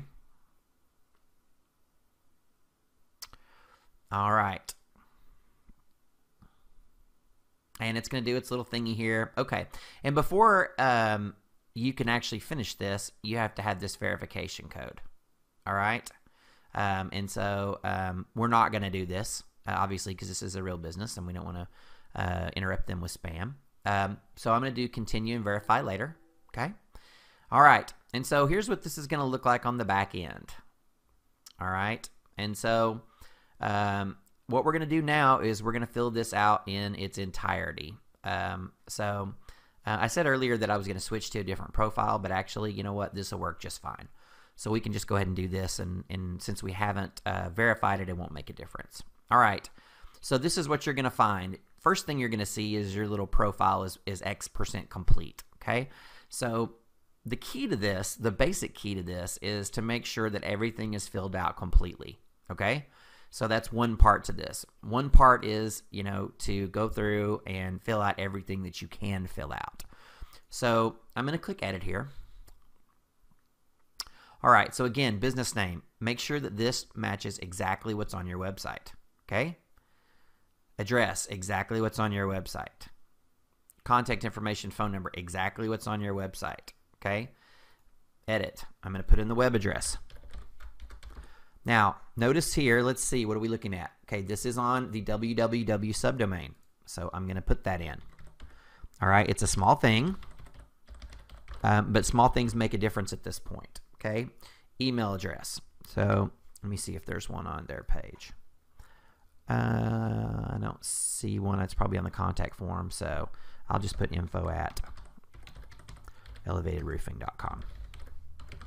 All right. I'm going to hit save here. Okay, hours. Very important. You know, put your hours of operation. So we'll say 9 a.m. to 5 p.m. Okay, and we'll save. All right. All right, so the next thing we're going to do now is we are going to add some photos. Now, this is an extremely important part of the Google My Business setup. I think everyone probably should already know that it's very important to max this area out, okay? So you want to allow as many photos as they're going to let you do, and I'm not going to tell you how many it is right now because it may change tomorrow, okay? So what you're going to do is you are going to add some images. So before we do this, though, so I'm going to hit cancel here. Let me show you some things that we're going to do first. All right. So I'm going to go ahead and go to my images, and I'm going to play like that. These are some ones I'm going to use. So, all right. So as an example, I'm going to use this image here. All right. So I'm going to go ahead and open the image up. One thing. I'm going to give it a name here. Okay, so for this one, I've chosen Hammer and Nails on a Roof in Frisco TX. Okay, so what I've done for this is I have given this a related name, all right, for the keyword we're doing. I did not call this Frisco Roofing if that was my main keyword, all right? So I'm not going to use exact match titles in here when I name these files.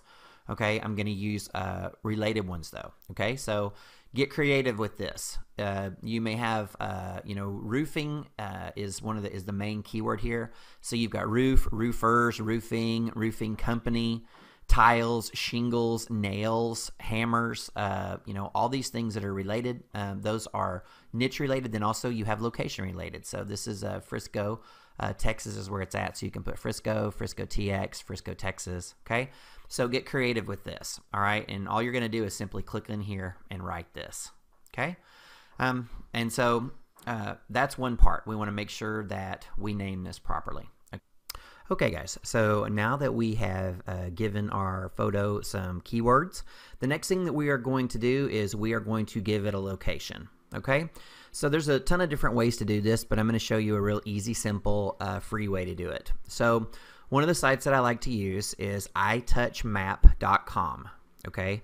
itouchmap.com, okay? And on there, you're going to choose the latitude and longitude, okay? So what that's going to do is, so here's the full URL, itouchmap.com/latlong.html, okay? When you come here, you are going to put in your address, okay? So this is our roofing address pulled off their website. I'm going to hit go. And what it's going to do is it's going to give me the latitude and longitude right here, okay? All right, that's step one. All right, so step one was to find the latitude and longitude, and step two, we're going to use another site. All right, the site is going to be geoimager.com, so it's www.geoimgr.com. All right, once we get here, you're going to see there's a map and there's a place to upload your photo. You're going to start by choosing a file. So we're going to choose our image. All right, it's going to upload this. Now, meanwhile, what we're going to do is we're going to drill down in this map. Now, I wish that it had just an address bar to make this a whole lot easier. And there's easier and faster ways to do this, but this is one that's free, so that's why I'm showing it to you. So what I'm going to do is I'm going to drag the little marker over here, okay? And I am going to just drill down, okay, until I find where I want to be. So I know we're in Texas, so I'm going to start down here. And I'm just going to keep on clicking this little sucker. I'm going to move it to Dallas.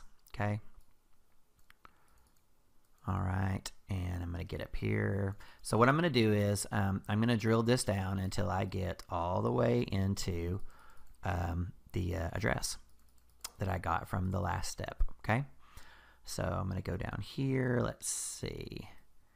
And I think we're going to be back here. Okay. So here's King Road. All right. And what I'm going to do, guys, is I'm just going to drill down on this sucker, okay, until I find. Now, right here, you see it shows this latitude and longitude. So what I'm going to do, I think I'm going to be over here a little bit more.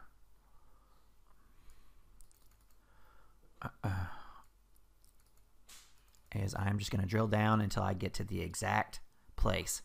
All right, so over here, we're at 33.155667, okay?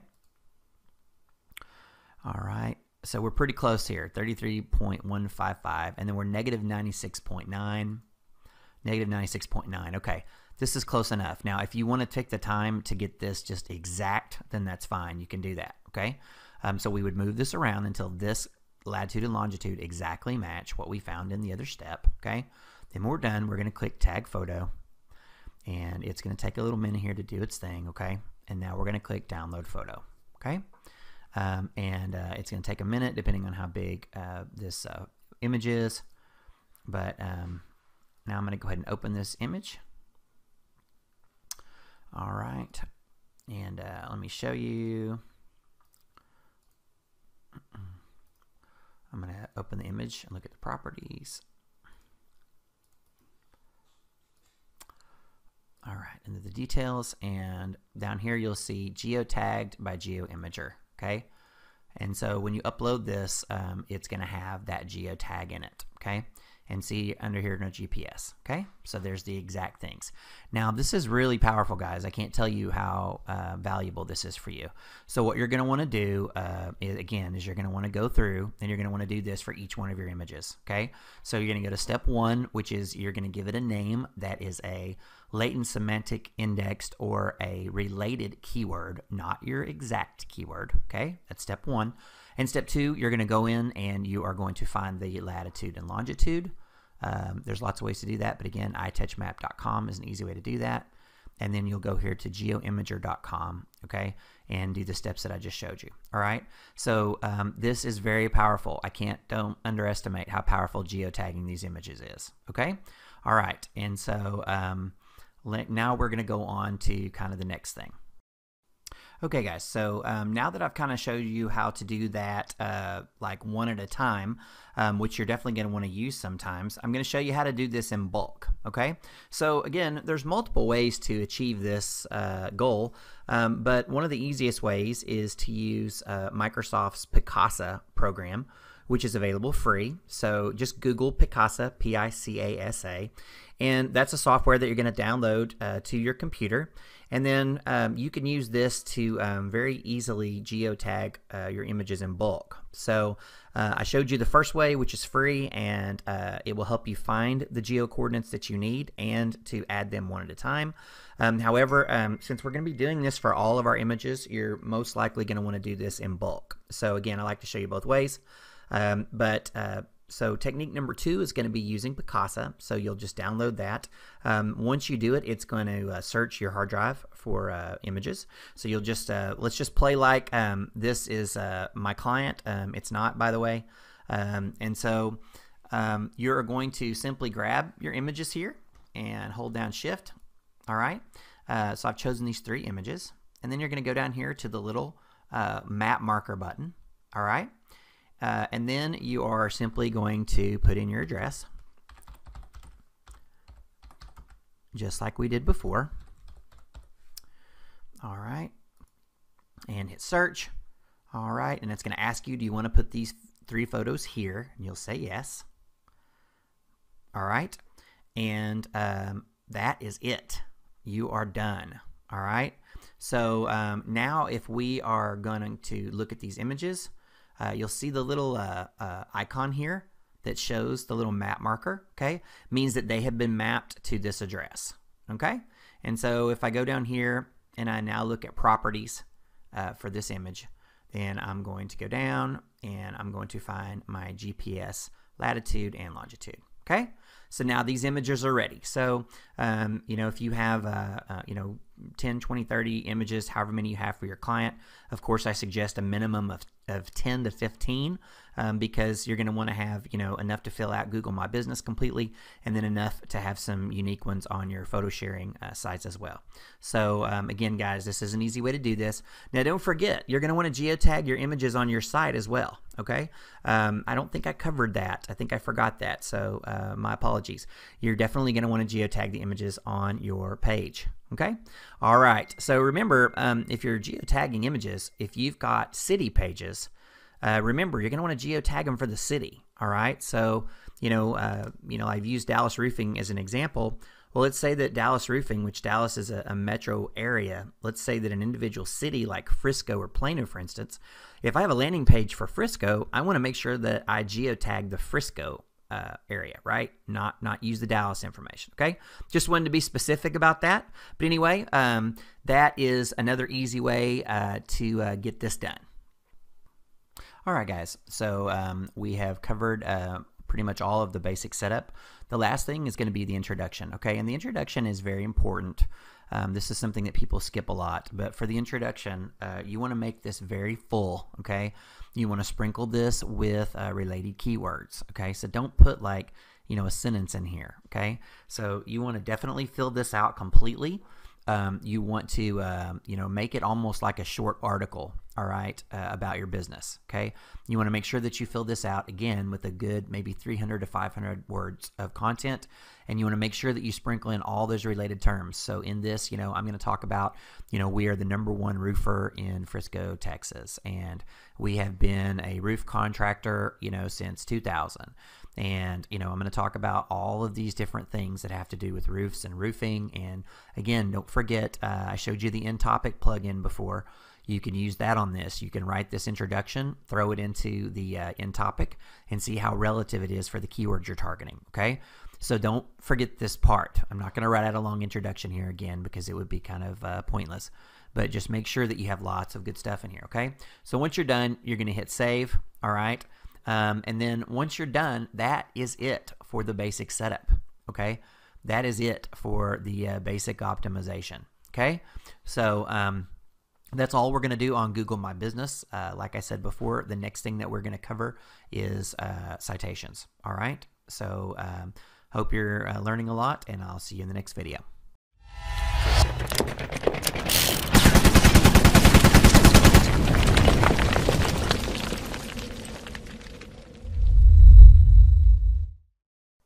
Hey guys, this is SEO Floyd, and in this video we are going to talk about Bing Places, which is Bing's comparable product to Google My Business, okay? And a lot of courses will neglect this, and it's really stupid because you can actually get quite a bit of business from this. Remember that anyone that buys a Windows PC, laptop, or desktop, or Surface tablet, it comes with Bing as the default search provider.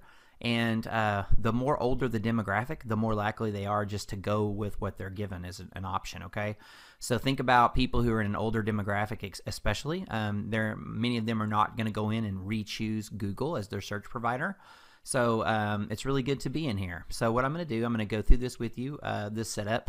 It's very similar to Google My Business, all right? So we're going to start off at bingplaces.com, okay? bingplaces.com. and I'm going to click on the little Getting Start button. All right. I'm going to go ahead and click on the United States. I'm going to stick with the example that I used before. So again, similar to the other Google My Business, it's going to ask for some information. So I'm going to do the phone number here, and let's see what comes up when we pull this in.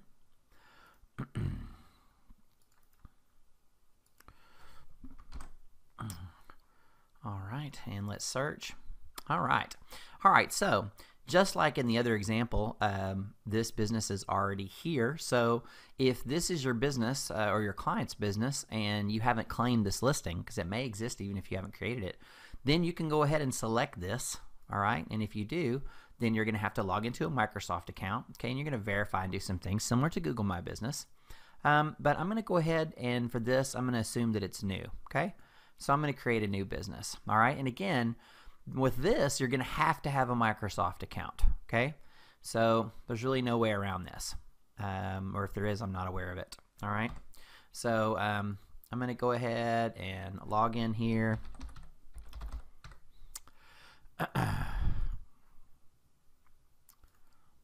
All right, so the first thing that you're going to do is set up a user profile, and obviously this would be, whoever you're using. So we'll say Stephen Floyd, and we already have our handy dandy phone number, of course, from before. All right, and we'll do by emails, and we'll say done. All right, so business name. And I'm going to change this just a little bit, obviously, because this already actually exists.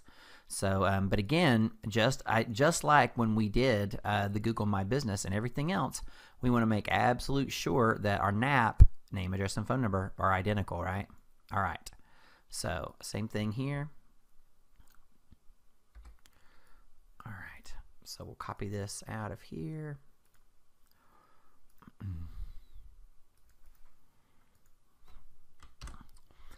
All right, and the city is Frisco,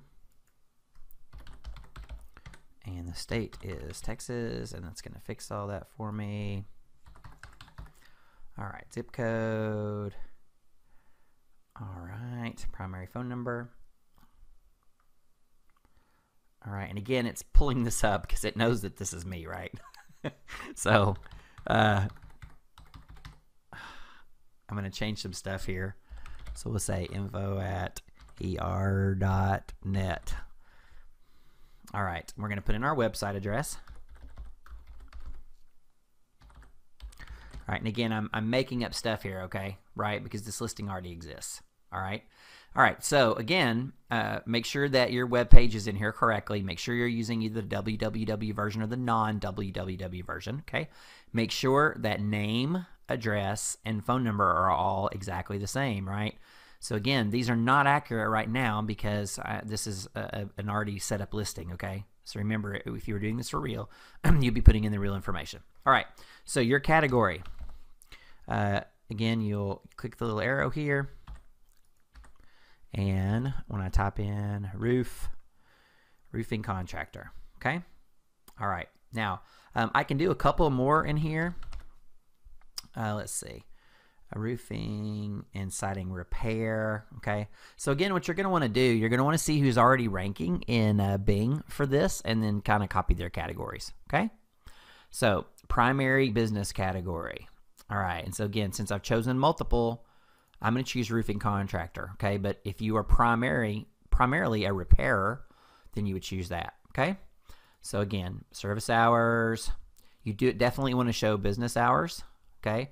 You definitely want to do that, all right? It actually is a ranking factor. So I guess that it just assumes that businesses that have hours are real, right? Okay, and for brevity, I'm not going to do this, okay? But you would go through and do all of these, okay? Photos of the business. Okay, so again, what are we going to do? We're going to do the exact same thing that we did on Google My Business, right?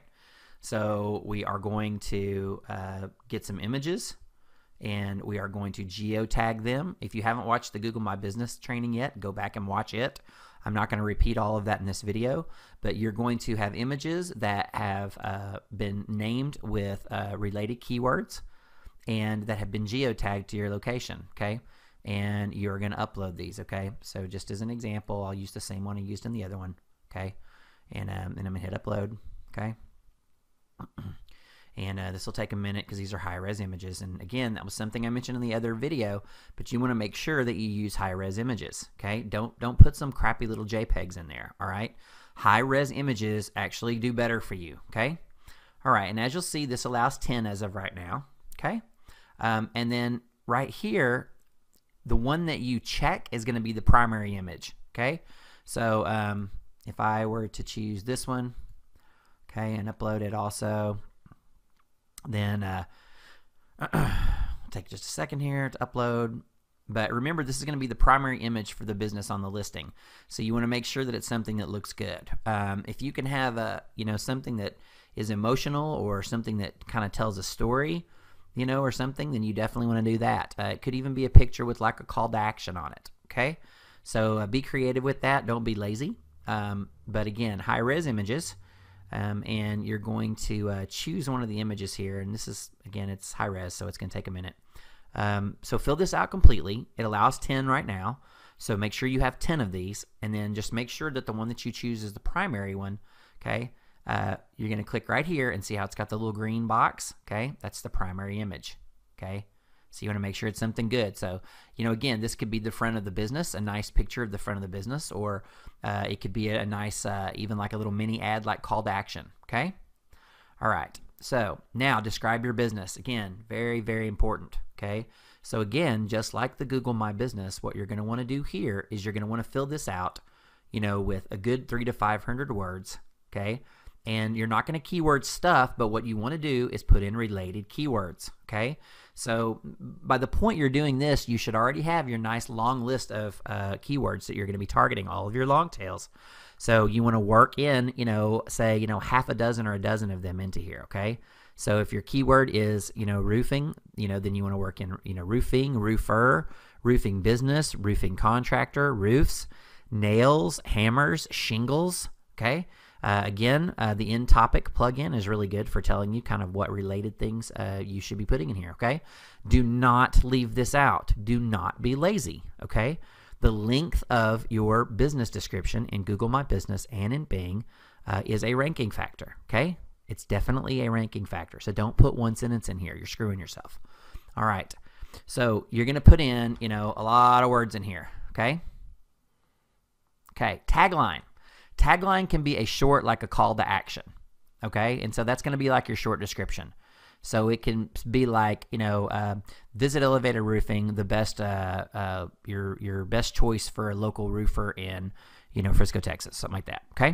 All right, so something short, again, throw some keywords in there. Parking options, again, fill this out the way that the reality, make sure you fill these out, whatever the truth is, same thing, fill these out, okay? You're established, very important, same thing. We want to fill this out, okay? And then additional contact information. If you want to do this, like if someone else is going to be managing the business, you can do that. Most of you are not going to be, wanting to do that. And so I'm going to go ahead. I'm going to hit, oh, I'm sorry. I forgot to put the map on here. All right. So I have to move this to the right address. So let me look here. All right, so I have to get this exactly right. All right, that's pretty close. All right, all right.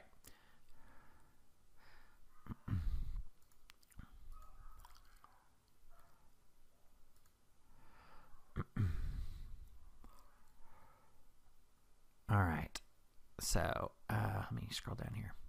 All right, I'm going to hit save. All right, and that should do it. We're going to place your accurate boot the pin on the entrance of your business. Okay, not sure why it's doing that. All right. Okay, all right, it's going to go all the way down to business view. Okay, all right, all right. All right, so we're going to go until we get to the actual business, okay? All right, and again, just for sake of time here, we're going to wait. We're going to click it, okay? All right.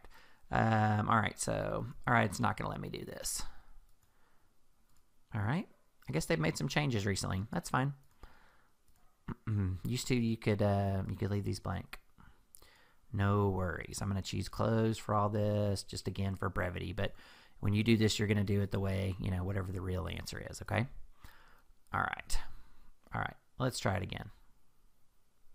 All right. So after you do this, again, it's going to ask you to submit here, okay? And don't do this, but when you submit this here, it's going to go through. And again, just like a Google My Business, there's a couple of ways that you can do this. You can do it by email, okay? And if you do email, you're going to have a domain email address, okay? So if this business is, this example is elevatedroofing.com. If you want to do that, you're going to need a domain email address, something at elevatedroofing.com, okay? This is the easiest way to do it, all right? And of course, you can always do the post office box, okay? The postal card, excuse me, all right? Again, very similar to Google My Business, okay? And so, then you're going to hit verify now, okay? And again, you're going to go through, but I chose verification not right now, just so we could see where we're at, okay? So as we go through here, again, we can come back in here and edit these things if we need to, all right? But this will not go live until we actually verify it, okay? And so that's basically it, guys. So as far as the basic setup, then that's all you really have to do for this, okay?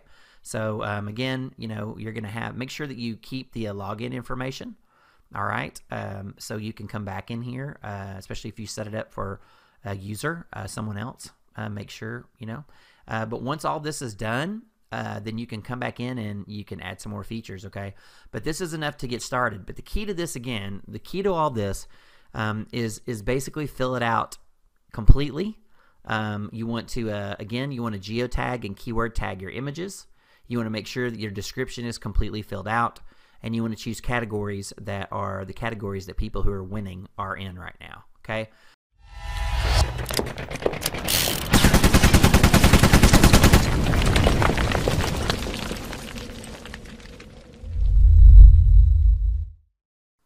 Hey guys, this is SEO Floyd, and in this section we are going to do a very brief tutorial over Bing Webmaster Tools. We have already, if you're doing these in order, then you've already been through Google's Webmaster Tools and Google's Google My Business setup. And so there is two comparable products for Bing for ranking. One is Bing Places for Business, and the other one is Bing Webmaster Tools. So I covered Bing Places for Business, and it's set up in a separate training. So this will focus on Bing Webmaster Tools. So the good news is that if you're familiar at all with Google Webmaster Tools, then mastering Bing Webmaster Tools is not going to be hard for you. Okay, they have a lot in similar. They do a lot of the same things. They do them in a little bit different places, okay? But again, this is not going to be exhaustive. I could do a whole course probably just on Bing Webmaster Tools, but I want you to hit the basics because I frequently get asked, how do you rank in Bing? Like, what's the secret? And I'll be honest with you. Every site that I've ever ranked in Bing, the only Bing specific things that I did was to get them in Bing Places for Business and Bing Webmaster Tools. Okay, that's it. That's my big secret to ranking in Bing, is to get the sites in both of those tools. Now, of course, all the things I do to rank in Google, I'm sure have something to do with why I also rank very well in Bing, and you should as well. All right, so again, this is going to be brief, but I want to hit the highlights for you. So you're going to start off at bing.com/toolbox/webmaster, all right? Or you can simply just Google Bing Webmaster Tools. You're going to come to the login screen. You're going to sign in. You need a Microsoft account for this. So a Hotmail account, an Outlook account, etc. All right. Once you click sign in, you're going to be logged in, and there's going to be an option to add a site. Okay. And once you add a site, then you are going to have a dashboard that looks similar to this. Now, for the sake of brevity, I did not go over verifying the site, but it's nearly identical to the process we did in Google Webmaster Tools. So I'm not going to show you that step by step, but let me briefly tell you how it works. So if I were to click on the add a site, it would tell me to put in the URL, and I would put in this URL for the site. Okay, and then it would give me 3 options to verify, just like it does in Google Webmaster Tools. So the option that I choose is the meta tag. Okay, so I copy the code that it gives me, and I come back over here, and I will use a plugin called Bing Webmaster Tools. Okay, all you have to do is go to the plugins and search for Bing Webmaster Tools. There's only one plugin, all right? And then you're going to simply paste in the code, the verify code that they give you in the Bing Webmaster Tools. Then you're going to click Save Changes, okay? So paste in the code they give you, click Save Changes, and then back on this, there's going to be a Verify button at the bottom. Click Verify, and then you will have this screen that you see here, okay? So again, to try to keep this brief, I didn't want to go through doing each one of those little steps for you. If you have a question about it or a problem with it, just shoot it into the groups, okay? All right, so let me show you a few things. So again, there's lots of things like Google, but several things are different too. So let me show you some things that you're going to want to do. So you're going to start off with the button over here that's Configure My Site, okay? And you're going to go through and you're going to do some basic things like you're going to submit your sitemap, okay? You simply type in the URL of your sitemap and hit Submit, okay? If you followed my other training and you're using the plugin that I suggest, then it's going to be your site/sitemap.xml. If not, then you should be able to find that fairly easily, okay? You're simply going to type it in and hit Submit, all right? And just like when you do it in Google Webmaster Tools, it's going to say pending, and then at some point it will actually take it, okay? So then the next thing that I want you to go over, just a few things I want you to look at. And so let me show you. Okay, one thing that you definitely want to do here is geo-targeting, okay? This is very important, okay, that you do that. So for geo-targeting, again, this is very much like you do in Google Webmaster Tools. So for this, you're going to pick domain, subdomain, because this is a www. See how it puts it in here for me? And then I'm going to choose United States, okay? Now, obviously, you're going to choose whatever's appropriate for you, okay? And then we're going to hit Submit, all right? Let's see. That said error. I'm not sure why I did that. Hold on. Let me do it without the, let me do it with just this. Okay, let's try that again. All right. How about domain? Okay, I'm sorry. My bad, guys. It wants the whole domain. So again, my apologies. You need to put the entire, choose domain, and then put that in. But if you do have a subdomain, then you can also submit that as well, okay? Typically, you're going to have one language for a site. But anyway, so again, choose domain, enter in your URL. It'll already be targeted here from this, okay? Choose Submit, okay? So now this is geographically set for the United States, all right? So a couple of other things that I want to show you. Under Diagnostics and Tools, there's a lot of cool stuff in here, all right? And again, you know, I'm not going to go through all this, but kind of what this does is kind of like there's some research / analytics data in Webmaster Tools. That's the same with Bing Webmaster Tools, okay? So for instance, some things they have in here, keyword research, okay? You can type in words. So think of this like the keyword planner, okay, in Google AdWords, okay? So this is kind of cool. Link Explorer. Submit a URL to discover the pages that link to the URL, okay? Again, awesome. Fetches BingBot, okay? So Fetches BingBot is going to be kind of like Fetches Googlebot, okay? Except this is really more for validation, all right? So let me put this in here. And I'm going to hit Fetch. All right. And so let's give it a second here. All right. So what you're going to see here now is you're basically going to see all of the code, okay? And so what you're looking for is errors, okay? And so this looks good. No errors, all right? So it looks good. The main thing here is that the status is 200, okay? So everything looks good, all right? You definitely want to do this part. Okay. Next part I want you to go over real quick is the markup validator, okay? So we talk about schema.org in a different place on the site, in the training, I'm sorry. And so you're going to want to do that. Now I have not done any schema on this site, and so I don't have anything to test, but just like you would use the Google Structured Data Testing tool, you're going to do the same thing with this markup validator tool. Okay, so you're going to put your sites in here, and again, I showed you how to do the schema for local business in the Webmaster Tools, okay, section of the training, and so just kind of refer to that for here, okay? But you want to make sure that Google likes it too. Excuse me, that Bing likes it too, okay? Now, there's several other different kinds of interesting things that you can do here. Again, I'm not going to go through everything. One of the interesting things is the SEO Analyzer, which I think a lot of you are, I've heard some talk about this in the groups. And so let me just show you that real quick. All right, so I'm going to put in the URL, and then it's gonna give me some information here. All right, so again, you get the preview, and then you get some stuff in here. So think of this like the I can't think of the exact comparable parts in Webmaster Tools, but these have basically you know, the same stuff. This just shows it to you here instead of in the other place. Okay. And so, you know, there's different things. Again, you know, this part's not going to be exhaustive, but you're going to want to go through. You can look at some of the different things, okay, and it's going to give you some suggestions. All right. Let's see. The last thing I want to show you.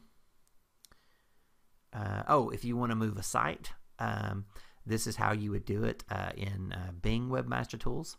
And again, this is pretty self-explanatory. But if you wanted to do that, so honestly, that's pretty much it, guys, for this. Now, again, you know, I could go through and, you know, we could go through a whole bunch of, you know, all these little things individually, but most of these things, you know, basically, if there's a setting in here that's similar to the one in Webmaster Tools, you're basically going to want to just copy them, okay? So the key to this, really, honestly, is just the stuff that I just showed you. Okay, if you do just the things that I just showed you for the majority of your sites, then you should be good. So if you have it set up in Bing Webmaster Tools and verified, and then you also have it set up in Bing Places for Business, then you should be really good to go as far as ranking in Bing. All right. So again, I know that wasn't super exhaustive, guys, but I hope that helped, and I will see you in the next training.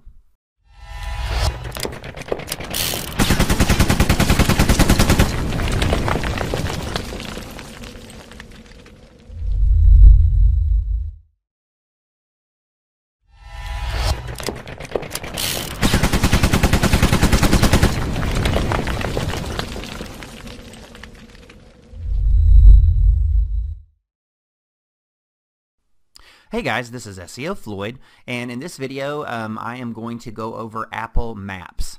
So Apple Maps is going to be Apple's version of Bing Business and Google My Business. Okay, it's their version of the Maps product. All right, and it's very important that you get in this, guys, because you know the future of search, very much of it is going to be voice search. With people using their smartphones and other smart devices. So you can pretty much bet that as Apple grows its own Maps program, that somewhere not too far down the road, it's going to have a significant market share or even dominate, because people are going to be driving down the road and they're going to, you know, pull up their phone and they're going to say, Siri, you know, where's a Mexican food restaurant? Or Siri, find me, you know, a gas station or whatever, right? And when that happens, of course, what's going to happen at some point is good old Apple Maps is going to pop up as the primary, and so having a listing in here is absolutely essential. So this setup is not going to be exhaustive, but the basics are going to be the same. You're going to treat it like any other citation source, basically, okay?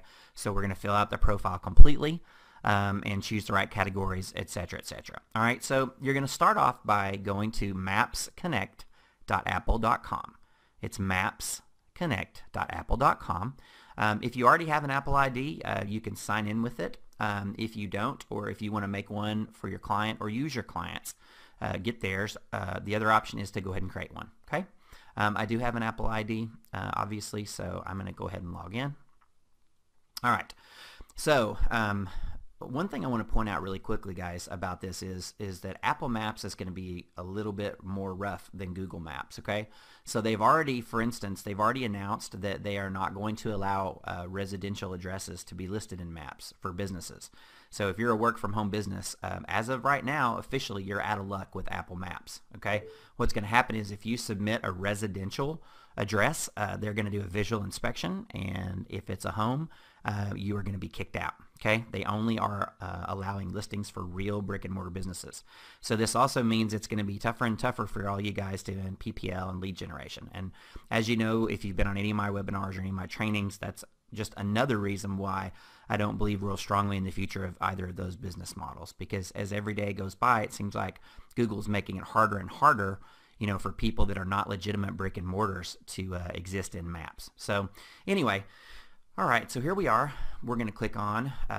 Now, I already have businesses in here, okay, guys? So that's why you see View My Businesses. But if I didn't, what you would see is Find My Business, okay? And so let me show you what that screen looks like really, really quick. All right, so here's what the screen would look like normally, all right? So normally it would see is your business already on Maps, all right? And I'm going to go ahead and type in the name of local company. Again, I use this for demonstration purposes a lot. This is one of my websites, okay? It's not my primary website. It's just one of them, all right? But anyway, I'll go ahead and use this. Now, you want to put the zip code in here or the whole address, okay? And you're going to click on search. All right. And so in this case here, it found the business. And of course, this has already been added probably through Axiom. Again, I don't really market myself anymore locally, although I am ranking for several keywords that are actually pretty good. I don't do that anymore because, you know, I just don't need to at this point. But anyway, all right, so you can do one of two things. Obviously, if it's a new business, you're going to go through Add New Business. Since this one's already here, I'm just going to go ahead and do this one. But it's going to be basically the same because I haven't set this up yet, okay? So if this business had not been set up, then the only thing that I would have done, you know what? Well, I mean, I was going to say I'll go back, but all you would do basically is go through screens where you're going to choose these options. So you would choose a name and a phone number, okay? And of course, you're going to keep your NAP consistent on that, right? Super, super important to keep your NAP consistent across every citation. So in those screens, you would have put in the address, and your business hours and your website basically is what you would have put in, okay? So again, I'm not going to go through that. That's all self-explanatory, all right? But so I can show you the rest of it, I'm going to go ahead and claim this. All right, and so if this were a new business, then this is the third screen you would have seen, okay? So the screen before this, if you were setting up a new account, would have just asked you basically the same information on this screen, okay? So practically identical. All right. So I'm going to choose I'm the business owner. Of course, if you're an authorized user, you do that too, which is what you'll do most of the time. Okay. A business name. Again, NAP. Super, super, super important. Okay. So if this were a client, I would go to their website and I would make sure that the business name was exact, phone number was exact, address was exact, all that kind of stuff. Right. All right. All right. I'm going to choose this place as open. Okay. All this is good. And I'm going to hit continue. All right, and so now it's going to verify, and it's going to want to call the phone number. All right, so I'm going to go ahead and do call me now, and it'll probably take about 3 seconds to send me a message. All right, here it is. This is a call from Apple to validate a phone number that was provided to us. If you were expecting this call, please press 1. Otherwise, hang up now. Your code is 2628. Again, your code is 2628. All right, guys. So you heard that. So I went ahead and put it in. All right. And so I'm now official. I'm validated. Awesome sauce. All right. So now what it's going to want to do is it's going to have you drag your pin to your location. Now, I've done this a bunch of times already, guys, and I'll tell you this is almost always exactly where it needs to be. Okay? So if it's not, go ahead and drag it. All right? Go ahead and hit continue. All right, so here's where this is going to be a little bit more challenging than some of the other NAPs because their categories are a little bit harder. So you may have to kind of look through here. So for instance, right now this has me set up in professional services and marketing, and I'm 99% sure that that is as close as it's going to get to what I do. Okay, but you want to make absolute sure that you go through these, and let me just show you what a couple of them look like. Okay, so for instance, I'm going to go to local services because that's what a lot of your guys are going to be. So under local services, so you've got here, look, you got bail bondsmen, carpet cleaners, dry cleaners, furniture, right? Bunch of stuff, right? Okay, so you want to make sure, guys, if your guy's a pest control, don't choose, professional services and other, right? You've got to choose the right category, okay? So make sure you go through these. That's one. Let me see, what's the other one? Let's see, financial services. I'm sorry, that's food. So again, there's bakeries, there's wines, right? So again, the rule of this is choose whatever makes the most sense. Okay, so for this one, like I said, professional services is going to be it, and then marketing. All right, and again, you can choose optional categories as well. So this would help you drill down. So for instance, if the primary category was local, and then it was like auto repair, you could also choose like, some other auto related stuff. Okay. All right, so again, just choose whatever is the most appropriate. Click continue. Office hours. Okay. All right, now this is going to ask you to put in some of the various Web 2.0 and citation accounts. This is very interesting how they do this. It's actually really smart because this is, again, part of the validation process for them. So they're kind of getting this all at once. So I'm not going to go through and do this, but you will need to do this. Okay, so be ready before you set up your Apple Maps to have your the Yelp, Twitter, and Facebook for them. Now, if you don't have one of these, you can come back and add it later. Okay. But don't forget to do this, okay? If you don't have any of this, it's okay. It'll let you go forward, all right? But you want to make sure that you have these. Again, it's just going to be a trust factor. All right.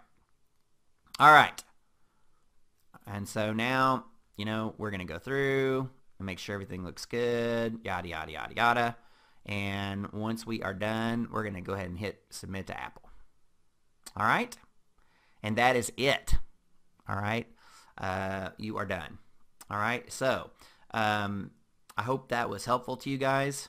I will show you too once you go to, let me show you my businesses. Once you've got them, again, you have the multi-user control panel in Google My Business. Same thing in here, guys, okay? You can have multiple different businesses in here, all right? So again, very, very similar, although, Apple Maps is going to aggregate a lot more of the data for you than the others do. So your profile, with them is a lot more filled out just from the beginning is what I found most of the time. So far, 100% of the businesses that I put into Apple Maps were already there, kind of like I just showed you. Okay? All right, guys. Well, I hope that was helpful. And again, just remember, this is a core part of the strategy now. So this is a core part of your launch. All right? All right. Thank you for listening, and I'll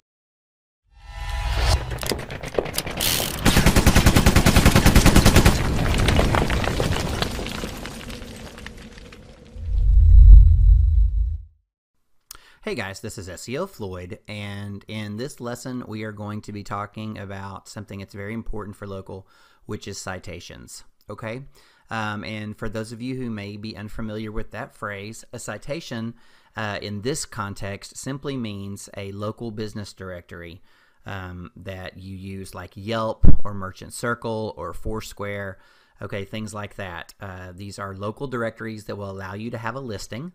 And having an accurate listing in them is very important for your local business. It's one of the more important ranking factors. So I'm back here on Moz.com on the local search ranking factors, and I believe I mentioned this in a previous video, but these results are phoned in by real SEOs that are actually doing this for a living, not people who are just theorizing.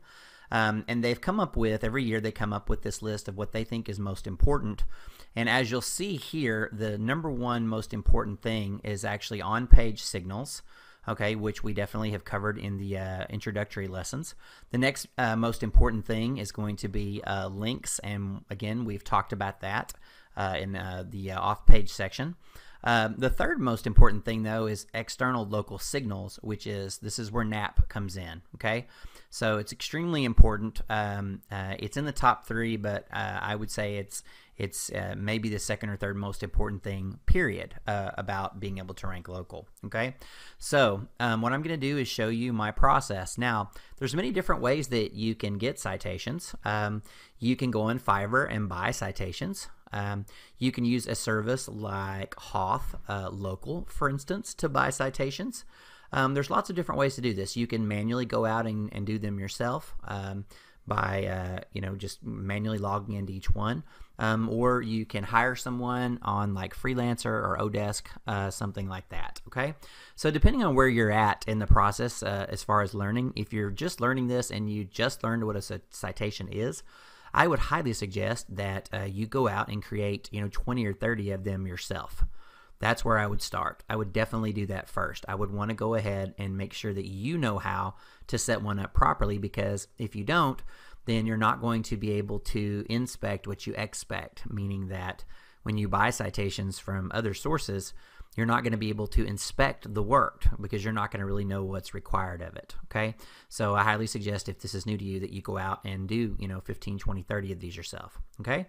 And so I'm going to show you my process for this. Now, I've made this a lot easier for you because one of the bonuses that I've given you is my client intake form, the Gravity form. And so all the information that you need to do your citations is in that form, all right? So you already have a huge advantage over other people because all you need to do is direct your client to that page and have them fill it out in totality, and then you have everything that you need to get started. Now, remember that one of the things that I highly suggest is that you get a domain email account, okay, for your client. So if your client's website is abc.com, I want you to request an email address at abc.com. It can be SEO, it can be verifications, it can be your name, it doesn't matter, but it's just going to make verifying these a lot easier, okay? So this is a lot to talk about, so I'm going to do my best to take these in order, okay? So now that we've kind of talked a little bit about what a citation is, I'm going to show you my process for getting them. All right, so there's several places that you can get citation sources from. Whitespark is my favorite. Bright Local is good. Local Visibility is good. BLI is good. There's several. And I choose Whitespark for a lot of reasons. And so where I'm going to go is whitespark.ca, okay? Whitespark.ca. And also included in your membership is a free access to this. So you should already have that login information. If not, it's in the members area in the Facebook group. Okay, I've already covered this on the webinar training, so if you already had that, you could probably skip this video. But this is going to be a video for the final course as well. So this should be a review for you if you've already watched the webinar. So let me give you one quick bit of advice before I start off on my actual process. Now, I mentioned that there's lots of ways to get these citations, so let me give you my opinion based on 10 years of research and experience with this. Fiverr citations are a no-go, okay? Just forget about it. They're too important to, this part of your process is too important to outsource to Fiverr, so forget about it. Am I saying that no one ever on Fiverr has done a good job at this? No, I'm not saying that. There are exceptions to the rule, but over most of the time, what you're going to get on Fiverr is you're going to get people who are going to do a crappy job, and they're going to submit to where they want to submit to, okay? And what they do is this. They're going to take your name, address, and phone number that we've talked about multiple times, and they're going to put it into a piece of software, and there's several that do this, okay? There's several pieces of software where you can put in a name, address, and phone number, choose some categories, and it will go out and spit your website out to up to like 2,000 directories, okay? This is horrible for your SEO, guys, okay? This is absolutely horrible for your SEO. For a directory listing or a citation to be useful to you, it needs to have either relevance for location or relevance for niche. Okay, so let me say that again. If your business has a citation from a citation source, a business directory, you should be able to say this has relevance for either niche or location. The only exceptions to those rules are going to be master directories, okay? So like top 10, for instance, Yelp, okay? Yelp is a master directory. You're pretty much going to want to be in Yelp no matter what category you're in and what location you're in, okay? okay? But Yelp will have location relevance and niche relevance, because your Yelp listing will be listed by your location and sorted with other people in your area, and it will be sorted by niche, okay? Other people that are selling the same products and services that you are, okay? So technically it doesn't break my rule, but there's going to be some that are master level accounts that you're just going to want to have, okay? However, the problem with using things like Fiverr and most of the places that will get you X number of citations for X number of dollars, we'll do 50 citations for $20. We'll do 100 citations for $100, okay, is that they're using their own handy-dandy generic list of citations, okay, or they have their own top citation sources, all right? Now, even the big name brands do this, and I'm not going to name any by name, okay, but even the ones that are some of the better ones that you would outsource to, they do the same exact crappy thing, which is they have their list of citations, let's say, for Dallas, right? So any business that's in Dallas, guess what? They get the Dallas citations, okay? That's just crap, okay? That's not how to do citations. That's just being lazy, okay? Although it looks good to people that don't know better, all right? But I can tell you, after reviewing citations for clients for years and for students' clients for years, what I found is that inaccurate citations or citations that are not relevant are some of the most damaging things to your local rankings overall, okay? That's probably the single most damaging thing that I've ever seen for a local client, is having inaccurate citations where the NAP doesn't match and or being listed in directories that don't make sense. So for example, I had a student, his company, it was a plumbing company that was located in a city in California, and one of his citations that he got from one of these high-level citation directories, builders, was a garment listing, an apparel listing in a directory in France, okay? So he's a plumber in, let's just say, Riverside, California, and for some reason he's in a fashion directory in France, okay? That's just stupid, all right? That's not relevant for niche or for location. It stands out like a sore thumb, okay? And those those citations are actually going to hurt you, okay? Those are not just not helping you, they're going to hurt you, okay? So my strong advice, again, is to not outsource to these companies. My advice is to do it yourself first. Once you know what you're doing, then train an outsourcer to do it, okay? That's what I suggest that you do. All right, so now that I've gotten kind of through all that, I'm going to get into the actual process, all right? So again, I'm going to use Whitespark, okay? So whitespark.ca, and what you're going to do after you can create an account here. The cheapest account, I believe, is $20 a month, and what you're going to do is you're going to log into the local citation finder, okay? Now, there's a couple of different things you can use this for, but specifically for citations, what we're going to do is I'm just going to show you how to do a simple search, okay? So I'm going to select the United States as my country. I'm going to enter my location. So I'm going to enter in Frisco, Texas. Okay, see how it auto-populates here?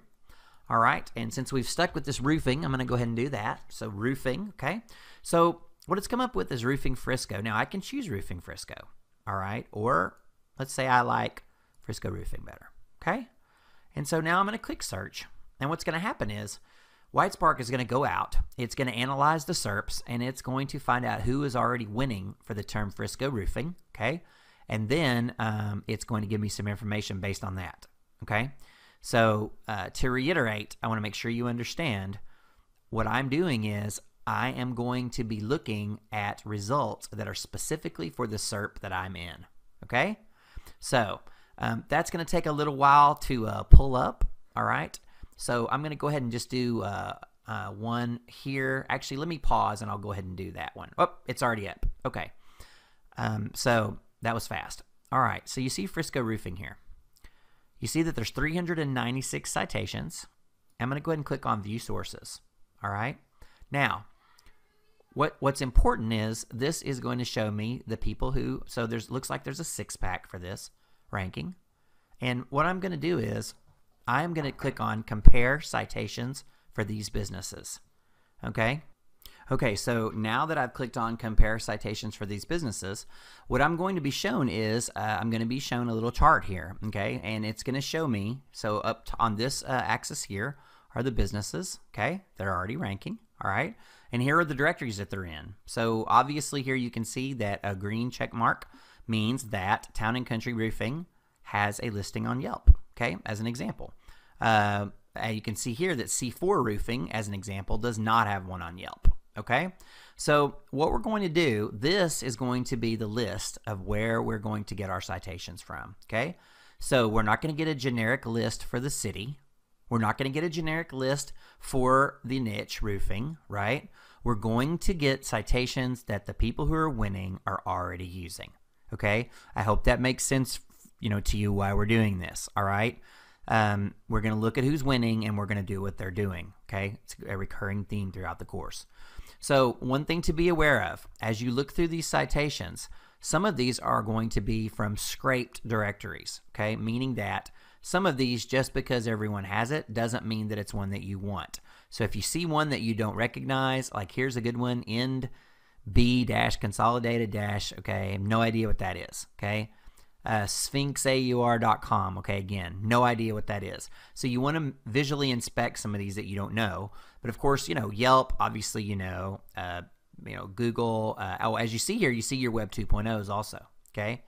So that's what's good about this. It treats these as citations, all right?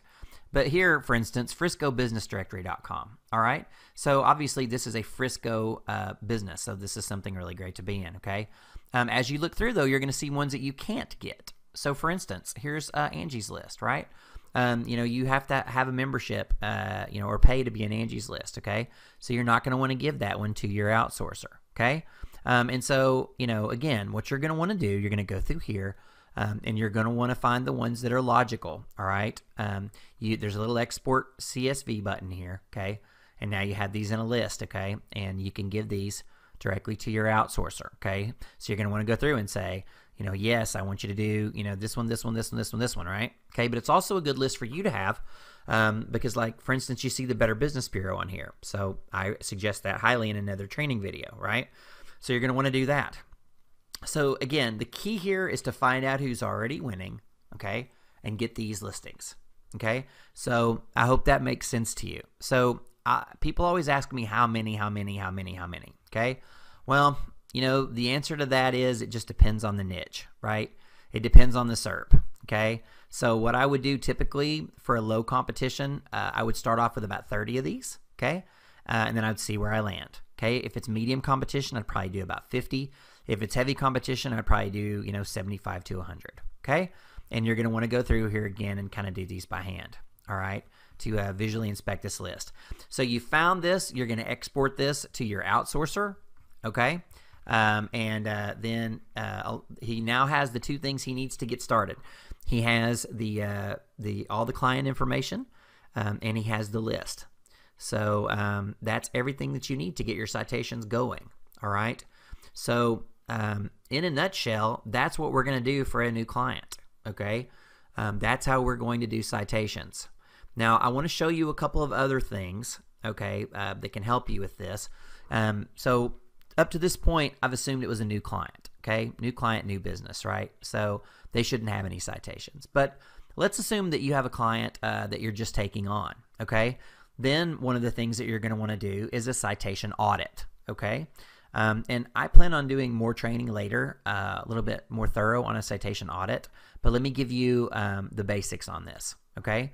So the basics for a citation audit would be looking in a couple of places to see kind of what they tell you. So first place I'm going to do is Yext. All right, I'm going to go to yext.com, okay?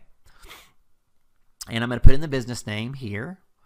And again, we'll just stick with our buddies at Elevated Roofing. All right, and the business phone number. And let's see, what was that? I should have had that from the other address here. Still on my other video here. All right, let me just pull it up real quick. All right, there it is, 469-209-4600. All right, so I'll put this in Yext, and I'll hit scan now. All right, so what Yext does, Yext is a place for you to manage all of your listings kind of in one place, okay? It's a subscription service. You don't need it, but if you want to use it, it makes things a little bit easier, okay? But what it's doing right now is it's going through and it's scanning a lot of the top directories, and it's going to tell you if it finds this business, okay? So as you look through here, you see that the error rate is 34%, which means that some of these are good and some of them are not. So for example, on City Search, it looks like the phone number is different, okay? Local.com, the phone number is different, right? You know, this one's a completely different business name, okay? So you're going to want to go through here. This is a good place to get started to try to kind of find, you know, some of the citations that may already exist. Okay, another thing that you can do is go to moz.com/local/search, okay? And you're going to put in your business name here. All right, and your zip code.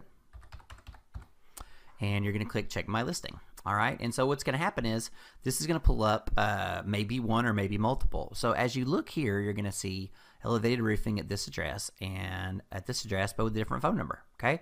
Now this is extremely common, and this will seriously mess up your local SEO, okay? This is actually really close too, so this looks like, I think all three of these are actually the same business, okay? So if you get to this point and you see this, you have got to figure out which one is best and kill the other two, okay? And the way that you kill them is by finding out where these listings are and simply going to each site. So let's say that this was bad and we wanted to kill it. When I click on here, it's going to show me what sites this listing is in, okay? And hopefully this won't take too long, okay? So for instance, this one, there's a Google Plus listing that's wrong with that address, okay? There's a Foursquare. There's a Super Pages, okay? So you would go to each one of these, okay, and kill the listing. So each one of these, you would go to the listing and you would claim it, or you know, you would dispute it. Basically, they all have their own process, but it's typically very easy to get rid of inaccurate ones, okay? It's usually not very hard. All right, but let's say that you don't have multiple listings and this is it. All right, so I'll go to this one, and what this is going to do is this is going to show me kind of what it looks like across some of the top directories. So a lot like Yext just did, okay? So for instance, it's saying that Google Plus is 100% good, okay? It's showing there's not a Facebook, or it's incomplete. There is a Best of Web that's incomplete. Axiom's incomplete, okay? So this gives you another good place to start, okay, to kind of try to figure out if you've already got a client that exists. And so again, if your client is someone that already has citations, if they've been in business for a while, then you're not going to start by building citations. You're going to start by auditing citations, okay? So I hope I made that clear. If your client already exists and already has some of these directory listings, you need to go through and claim all of the ones that he has and make sure they have consistent name, address, phone number, and they all link back to the right place and all that good stuff, okay? So if he already exists, you're going to claim all the places he already exists.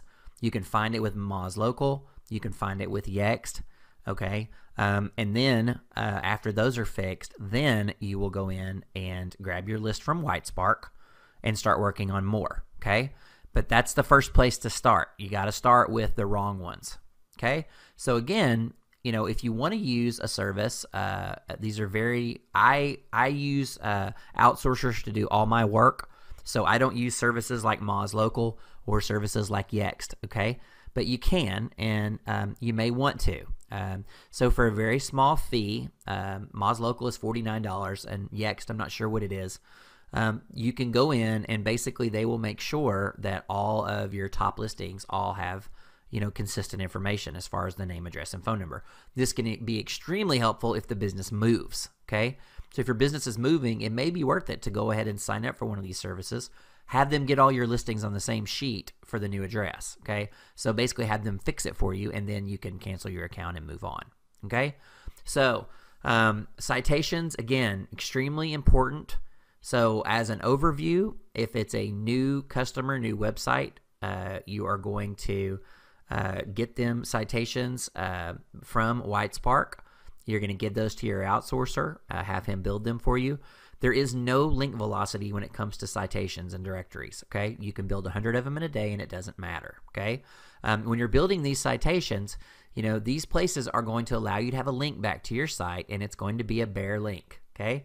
Just like when we did the social profiles, It's a bare link, meaning it's just http:// either www or not yourdomain.com. Okay, that's what's going to be linking back to your site. Okay, now keep in mind that some of the directories are not going to allow you to verify.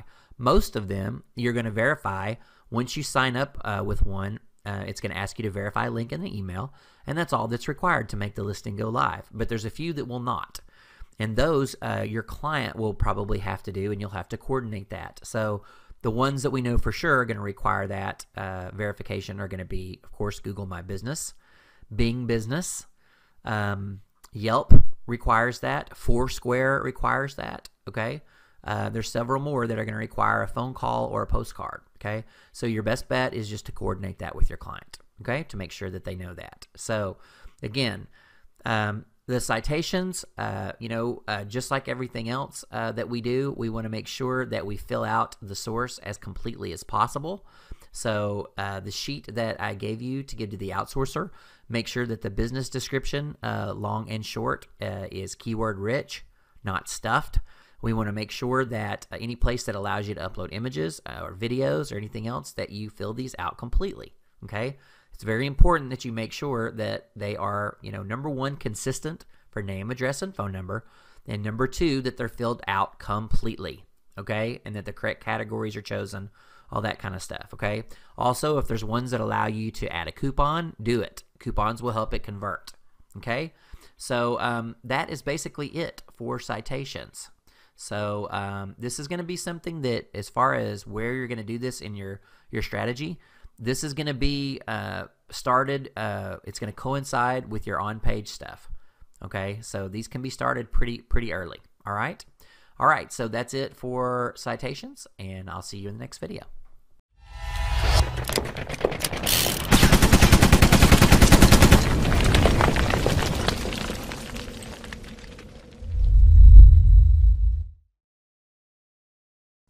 Hey guys, this is SEO Floyd, and in this section we are going to be talking about rich media citations. So in the previous citation training, we talked about your traditional citations, which are going to be sites like Yelp and Merchant Circle and Google Business, etc. In this section, we are going to talk about rich media citations, which simply means citation sources that are based on images or videos. Okay, so it's very important that you combine the rich media citations with the traditional citations, okay?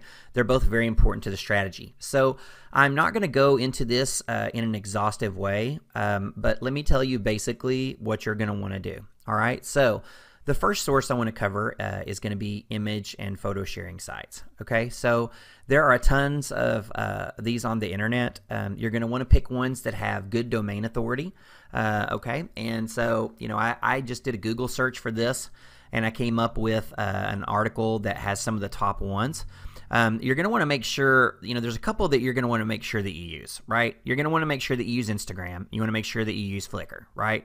Okay, those are kind of the biggest ones, all right? But as I look through here, there's some other ones. Imgur, Photo Bucket, DeviantArt, Shutterfly, Image Shack, okay? SmugMug, Picasa, obviously. There's a bunch, Snapfish. All these are good, okay? And so what you're going to do is you are going to, the same images, the same technique that we used to geotag the images in the original citation training, we're going to use with these images. So I showed you a way to do it for free, kind of one at a time in the original one. It's probably better that you go ahead and do this as a separate step, though, since you're going to be doing it so much. I was trying to do that for brevity of the training, but since this is so important, you're probably going to want to make one of your steps to go ahead and just go ahead and get all of your images ready for your client and go ahead and geotag them all at the same time. So you can use what I showed you before. Also, if you upload to Picasa, there is a real easy way to do that. And I may cover that in another training, or if you want to ask in the group, we can kind of go over that. But basically what you're going to do is, the images that you're going to upload for your client, the same ones that you uploaded to your other citation sources, you're going to want to upload to these image sites, okay? You need to have either original images that you own that are not copyrighted, or you need to adjust the images to make them unique, And there's various techniques for that again are beyond the scope of this course, but feel free to ask about them in the group. Okay, so as far as the rich media citations go for the image sites, it's pretty simple, guys. You're basically going to go set up an account on several of these for your client. You're going to upload images to it, and these images are geotagged, and they are going to have a link back to your site. Okay, so that's pretty much it for the image portion. Now the video portion is basically going to be kind of the same thing. Okay, so we kind of covered this in the other section. The only real difference is that when we're doing these videos, we are going to make sure that we do the geotagging in the video itself. So for that, let me pause here for 1 second, and let me go ahead and go over to YouTube. All right, guys, so I went ahead and logged into one of my YouTube accounts, and I pulled up a video here. Now, if you're uploading a video for the first time, you can adjust these settings during the upload process. If the video is already uploaded, you're going to go to Info and Settings, and then Advanced Settings, and you're going to come over here to Video Location. All right, now in here you are simply going to type in the customer's address and hit search, and it's going to pull it in. Now you're going to want to drag the little cursor to wherever the the actual address is, and you see when I did that, then it went ahead and put the latitude and longitude in here. Okay, you want to verify this is correct, obviously, from the geotagging we did earlier.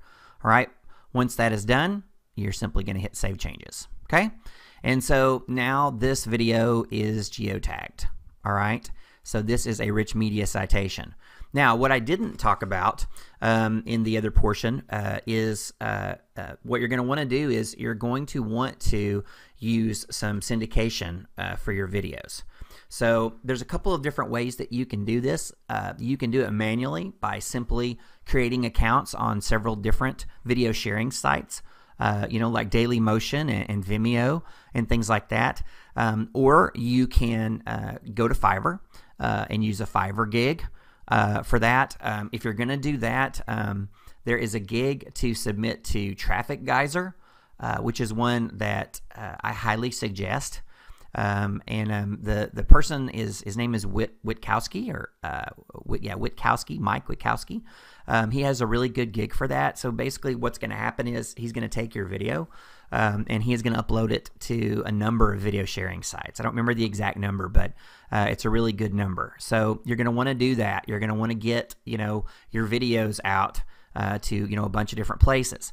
So once you're done with this section of the training, now you should have anywhere from, let's say, 3 to 5 geotagged image links going back to your site, directly to your money site, and you should have a minimum of 3 to 5 videos that are also geotagged, again going back to your money site. So this is going to conclude the rich media citation portion of the training. Do not skip this, guys. This is important. Okay, these sites that we're choosing all have very high domain authority. And they make very good tier 1 links. And in the strategy section, we're going to talk a little bit about, using them, with some tier 2s and things like that. So anyway, that's it for this portion of the training. I'll see you in the next video.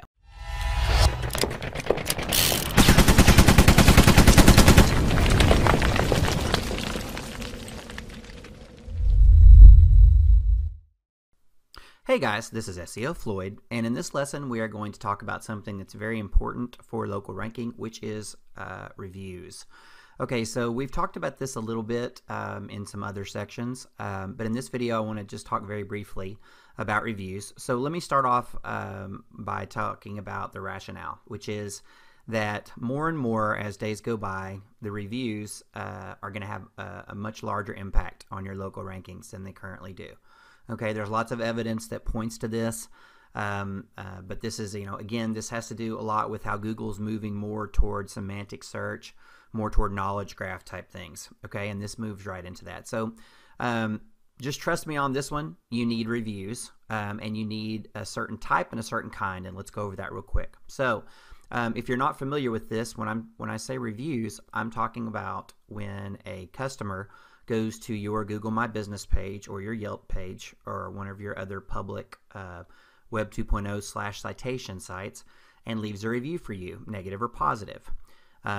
So what you want, obviously, is with these, the more the better, the more positive the better. However, negative ones don't actually hurt you normally. I think that Google, in its infinite wisdom, much like Yelp and others, understands that people are more likely to leave a negative review than they are a positive one, meaning that someone that's happy is less likely to take the time to go leave a review for business than someone who's irritated. So I don't think that having negative reviews is necessarily a negative ranking factor, although obviously it can be a serious problem for your business if you have negative reviews, because some recent research just came out, I think it was Search Engine Land, that was talking about how people trust these reviews a lot. Okay, so again, this is not meant to be an exhaustive look at reviews, but here are the essentials that you need to know. So, of course, you will have already gone and claimed all the important citation sites where people can leave reviews in the citation portion of the training. And of course, at that point also, you have maximized those. So let me tell you kind of what I have seen so far from my local clients seems to be kind of the recipe. So typically what you're going to want to see is this. You're going to want to see anywhere from 3 to 5 plus reviews on Google My Business. Plus, you're going to want to see 1 to 3 reviews on at least 2 or 3 other citation sites. Okay? So, for example, you may have 5 reviews on the Google My Business page. You may have, 2 or 3 on Yelp, 2 or 3 on Yahoo Local, a couple on Foursquare. Okay, what you're going to want basically is just a nice variety of these, okay? Again, just like your citations, having all of these places reference your site is definitely a ranking factor. But again, the reviews, they reinforce that you're a legitimate business, okay? So you want to make sure that you get reviews on, a good number of sites. Again, my magic formula so far seems to be, 4 or 5 typically does the trick, okay?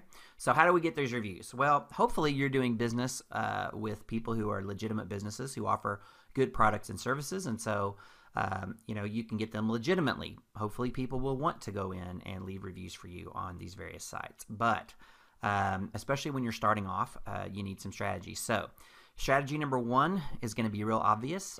It's going to be employees, friends, and family. So you need to discuss this with your potential client, your client, and you need to tell them, that these are important for your ranking and important for your conversions as far as your website. So, everyone that's an employee of the business needs to go in and leave a review on several different sites. People who are friends of people who are employees, and people who are family members of people who are employees, okay? So, unless this is just a one-man show, if you've got, let's say let's say it's an auto repair place, you've got 15 or 20 employees, you've got more than enough to get all the reviews that you need just by using employees and friends and family, okay? And so, the reviews don't need to be over the top. I'm not going to include it in this course, but if you will Google, leave a good review or leave a good Yelp review, you'll come up with some guidelines. And basically what they're going to want is, they're going to want the person to talk about, the business, what specifically they purchased, what product or service, a date, when they were there, and then also, kind of how they felt about it. And a lot of these will include pros and cons, okay? So obviously if it's a con, you don't want it to be huge, but you can definitely glare on about the pros, okay? The second thing, and this may be really depends on your client, okay? You're going to have to make a call on this. So one of the things you can do, if you have a good relationship with your clients and they understand how this works, is, when you're onboarding a new client, you can get reviews for them from your existing clients, okay? So, for example, all of my clients, I have all of their social media accounts and all of their citation accounts, and they understand that part of, what I'll be doing from time to time, not in a huge way, but from time to time, I may be using one of their accounts, to leave a review for another business, okay? And this was done for them when they started, and so, generally you're not going to have trouble getting someone to, agree to do this, with their accounts. So again, you have to be very careful about, you can't do this for any kind of shady businesses, obviously, and you have to be very selective. So again, This is not something I'm telling you that you have to do, but this is just something I'm telling you that you can do. You're going to want to do this, especially the better relationship. So, if you have a client, you can log into their Yelp account and leave a review for one of your other clients, okay, as an example. All right. Forgetting all of these things, and let's say that none of those work, there are several different companies that can help you with this in a legitimate way. I've put one of them on here. It's get5stars.com. And basically there's probably a dozen services like this, but what they do is they automate the review process for you, usually using email. So what they'll do is they will have you send, they have a third-party system that you will use, and it will email, clients, existing customers, of your client, and ask them for reviews. Okay. So again, say your client is an auto repair shop, then this third-party system will send an email asking for a review of the auto repair shop. Okay. And obviously they manage these, so they're not going to be posting negative reviews for you. They're going to be posting positive ones. Okay. But again, it's beyond the scope of this course to go into this in too much detail. But if you have legitimate clients that are larger, especially if they're franchise, they're multi-location, definitely national, then using a service like this would actually be a really good thing to do. They're fairly inexpensive, and this can really help you automate that process and legitimize it. Okay, so that's pretty much it for reviews, guys. Again, there's lots of good information online if you'd like to look at it. I've given you the keys as far as how I use them. The last thing that's very important, and I do cover this in another video, but you want to make sure that the actual reviews that you put on your website, that they are marked up with schema. Okay, there is schema for reviews, and you want to make sure that you're using that.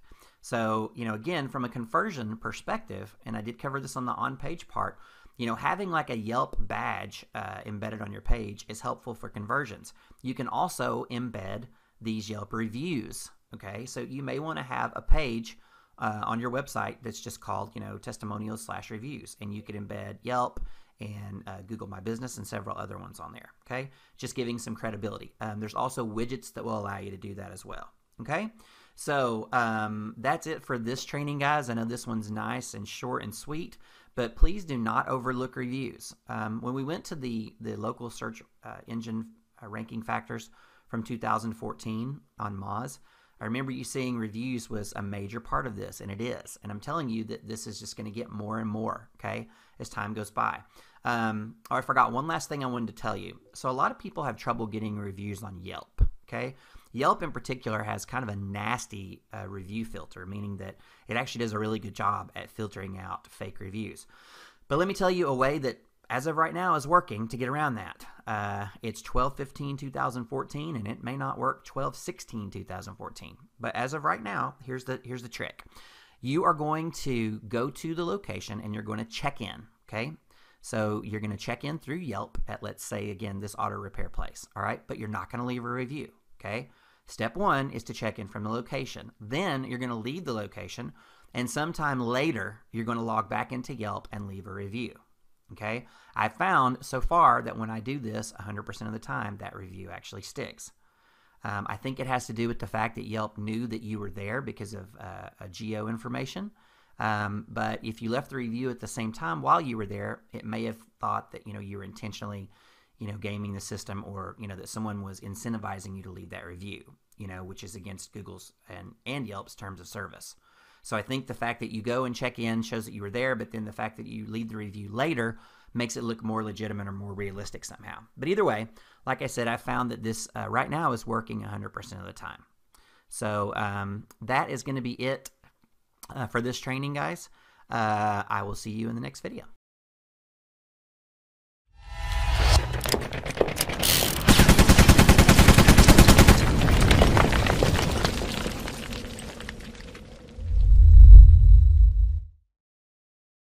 Hey guys, this is SEO Floyd, and in this section I am going to go over how to add schema data for your reviews.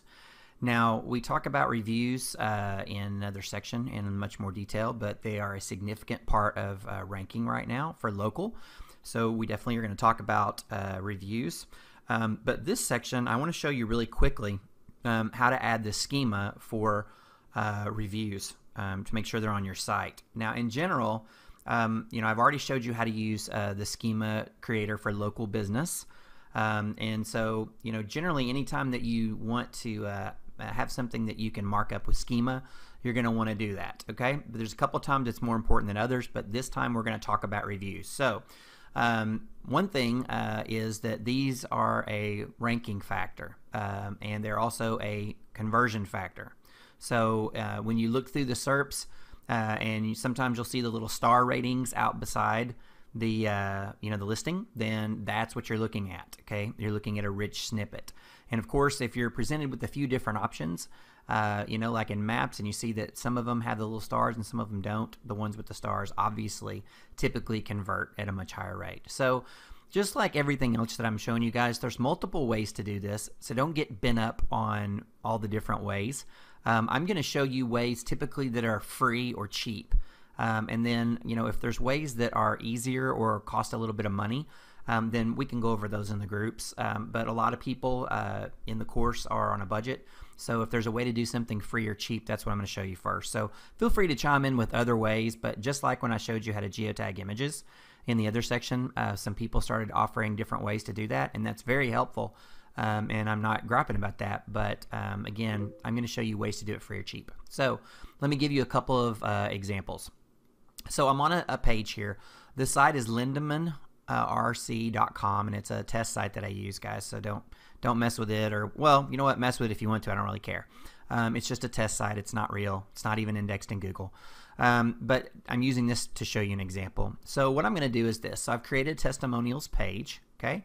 And as you can see here, I've got my my little quote: "Company is the best in business, easy to work with, very affordable."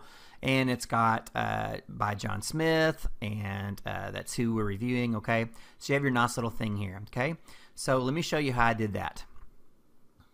So I went to a site called schema-creator.org. Schema-creator.org.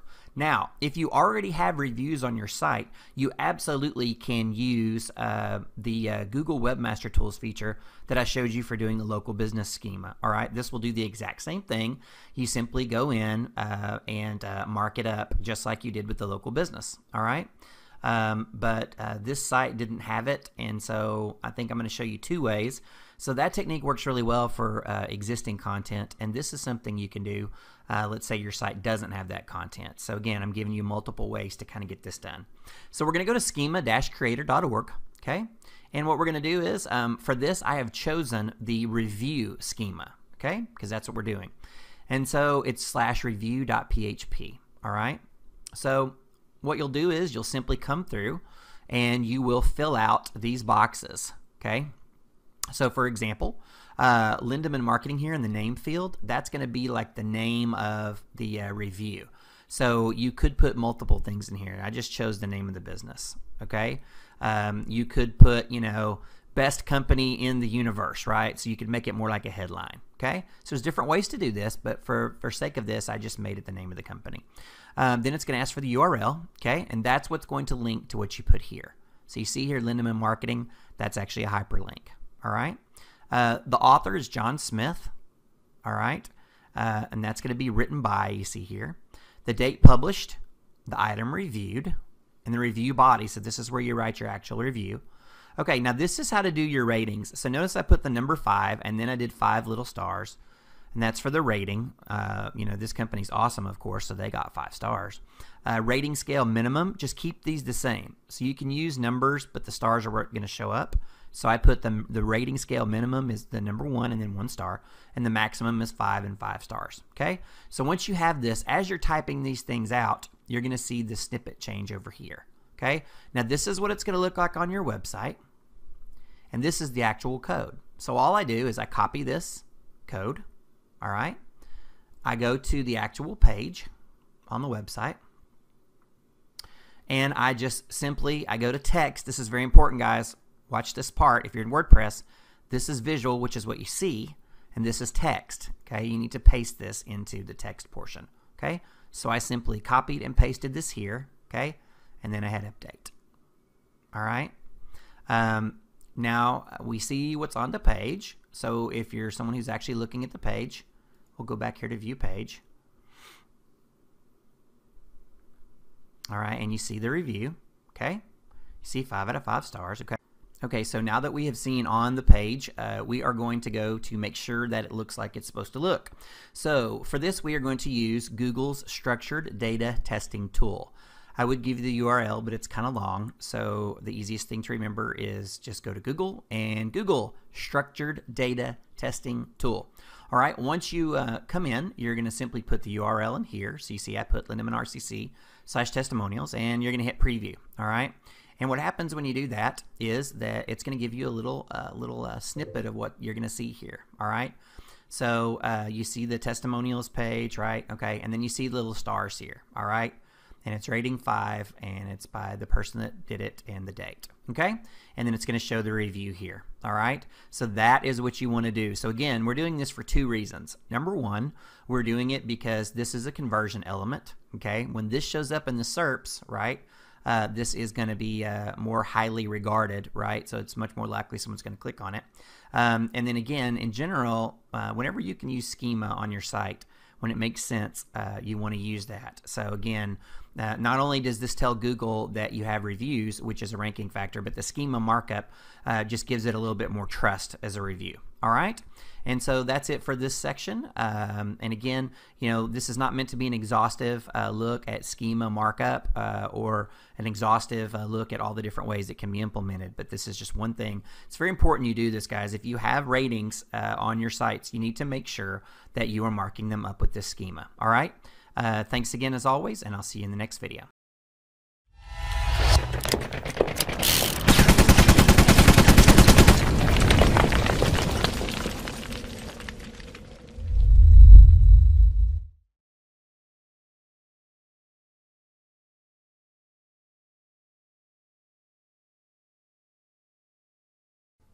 Hey guys, this is SEO Floyd, and in this section we are going to continue to talk about foundational links.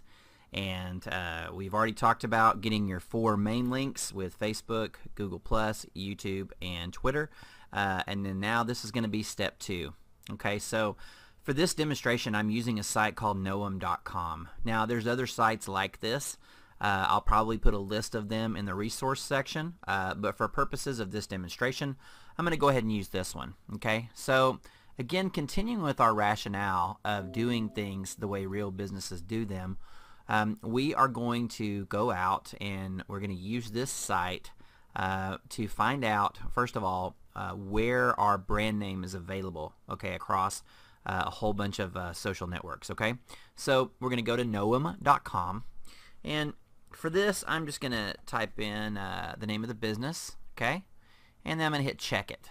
All right, and what's going to happen is it's going to go out and it's going to ping a bunch of places, okay, and it's going to bring back a list of availability or non-availability. Okay, so as you see here, it's going to show you some things like Blogger, for instance, is available.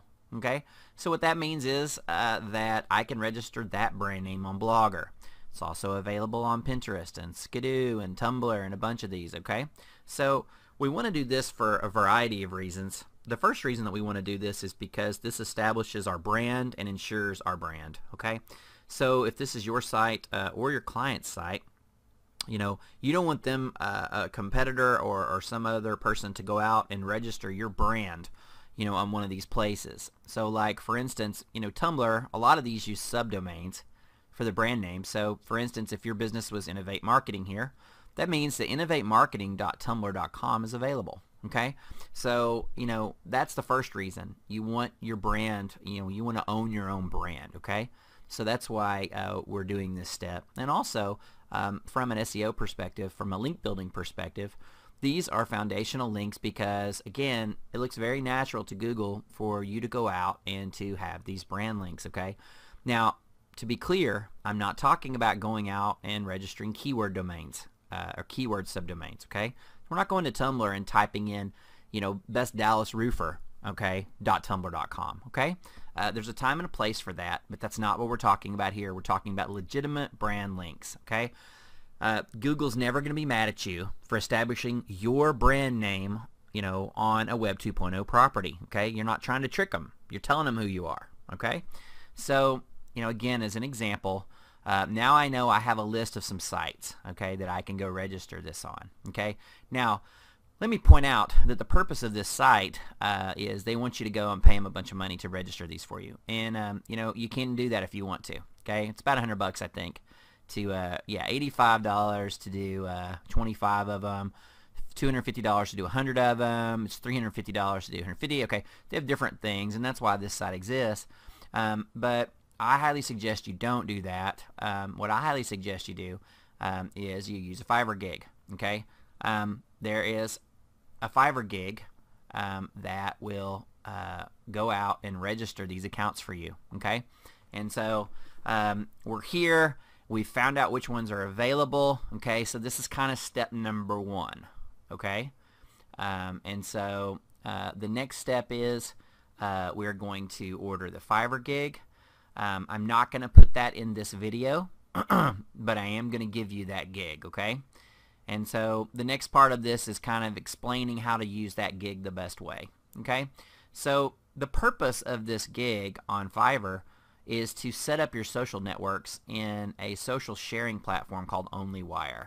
Okay, OnlyWire is a content distribution service. So if you have an account with OnlyWire, you can log into OnlyWire and you can make a post, and then you hit distribute, and then it's going to go out to all your social media accounts. Okay, so let's say that you hooked up, there's around 40 right now in OnlyWire. So you go to onlywire.com, you'd make your post, and you'd hit distribute, and then it'd go out to all your 40 places all at once. Okay, so that's, you know, why this gig exists, because it's a pain in the ass for people to go to all 40 of these places and set up an account. Okay, so we are going to take advantage of that, and we're going to use it for our purposes. So you're going to order this gig, and when you order this gig, you're going to have some simple instructions, okay, that you're going to add to make it unique. So after you order the gig, just like any Fiverr gig, you're going to get the little window that says, you know, give me this information. Okay, so the first thing that you're going to give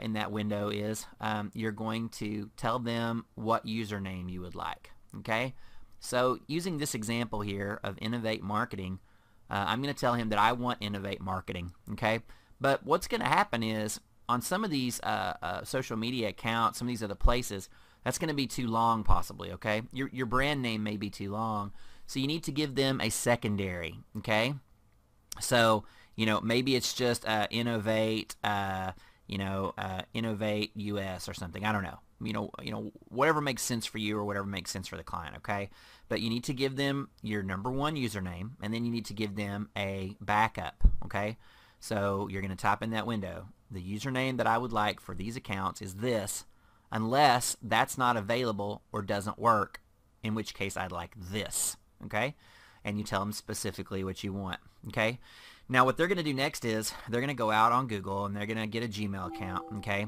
and they're going to go register all these accounts for you like you've asked for. Okay, and when it's all done, they're going to send you a nice handy dandy spreadsheet that gives you all the usernames and passwords, all the logins for these properties. Okay, so you need to give them the username primary, you need to give them a secondary username, and then the other piece of information you need to give them that's very important is that you do not want them to set up our 4 primary social media accounts. Okay, so again, to remind, those are Facebook, Twitter, YouTube, and Google+. Okay, so the simple version of that, again, to recap, what you're going to type into the window is primary username, secondary username, and please do not set me up on Facebook, Twitter, Google+, and YouTube. Okay, now that's a $5 gig. Okay, so for $5, they're going to go out and register all those accounts for you and give you the login information. Okay, that's good, but it's not good enough for us. Okay, so what we're going to do is we're going to order 2 more gigs. All right, so this is going to cost you a whopping $15 per client to set up what I'm talking about here. And you're paying the extra $10, excuse me, for this critical extra steps. So for the extra $10, they're going to upload your logo for you to these social media sites, and they're going to upload your basic description information. Okay, And then they're going to put, you know, your basic contact information and a link back to your site. Okay, very important. That link needs to be a bare link. Okay, the link is just going to be http://yourdomain.com. Okay, don't try to be fancy and put anchor text in there or any of that stuff. Don't try to go to inner pages. Okay, again, this is foundational links. These are branding links. Okay, just a bare link to your site. Okay, and so that's what we're going to do. So that's kind of covers this step. So for this foundational linking, we're going to have them register all these accounts. When we get these back, it's probably a good idea to go in at some point and change these passwords. Although I can tell you I've been using this specific person, or it's actually a company, on Fiverr for probably 2 years now, and I've never had an issue so far. And I don't think they have time to, or any reason to want to mess with one of your accounts. But if you're the paranoid type, feel free to go in and change that. Okay, and so that's going to cover this step of the course, and I will see you on the next step.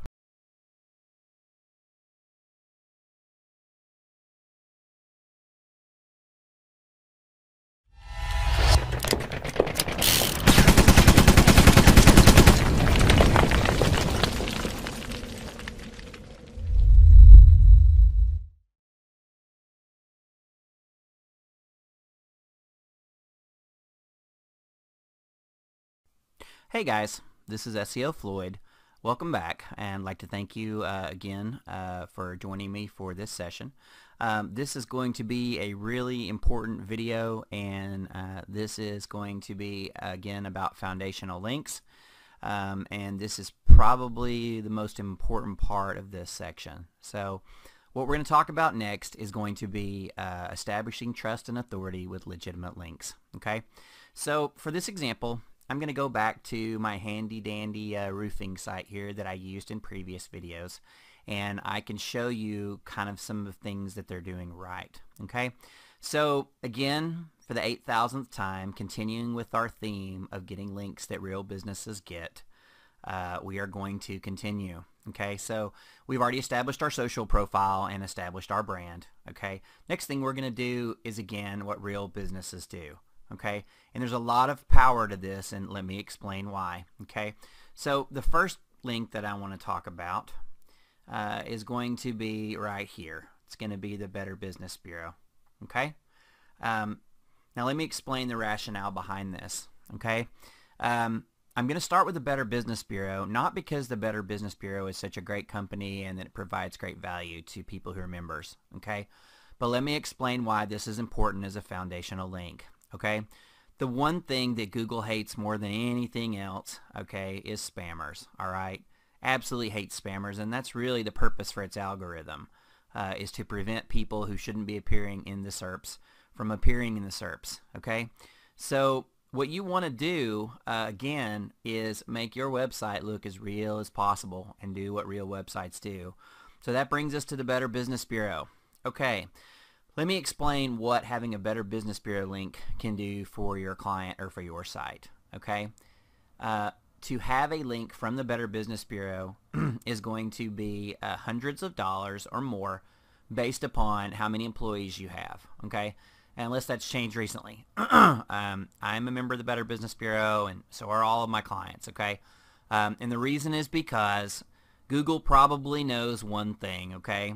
It knows that if you have a Better Business Bureau link, that you paid hundreds of dollars or more to get it. Okay? So who is not going to pay hundreds of dollars for a link?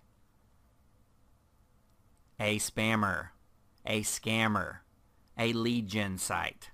Okay? Basically all the folks that they're trying to keep out of their search engine results are the same people who are not going to invest that kind of money in their site. Okay? So that's the simple reason why we love this backlink. Okay, this backlink is fantabulous.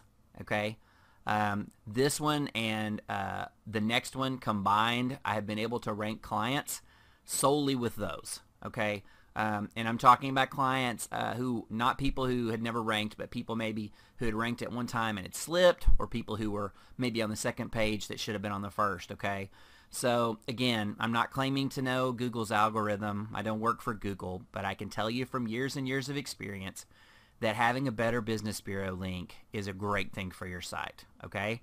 Are you going to be able to afford this for every site? No. Is your client going to be able to afford this for their site? They should be able to. Again, I'm not teaching you how to rank fake sites for fake businesses. I'm teaching you how to rank real websites for real customers. So if it's a real business, it should be able to invest, a couple of bucks in Better Business Bureau, okay? If they can't, will this kill you? No. This will not sink you all by itself, okay?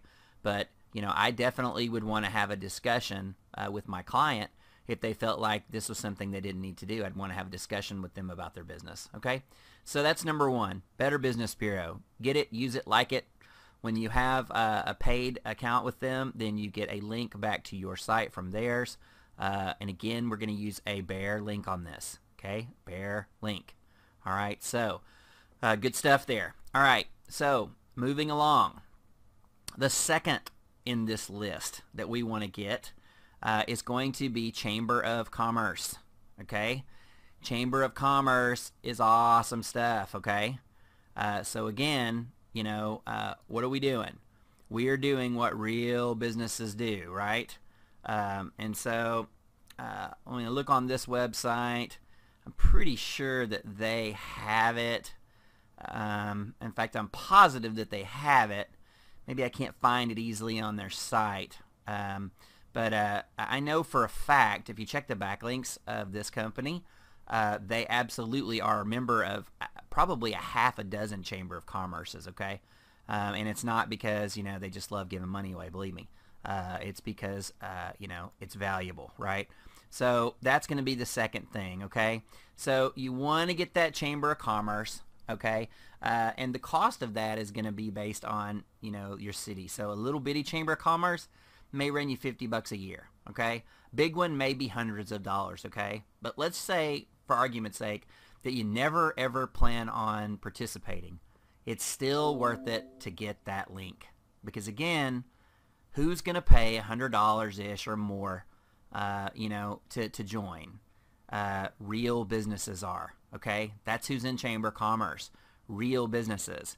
And again, who's not going to be? Spammers and scammers, lead gens, etc., okay? They're just not going to invest that kind of money in their business, okay? So, again, much like the Better Business Bureau, these Chamber of Commerce links, man, they are powerful, okay? And again, it's going to be a bare link to your site, okay? Is it possible that you have a Chamber of Commerce in your tiny, tiny, tiny city that doesn't even have a website?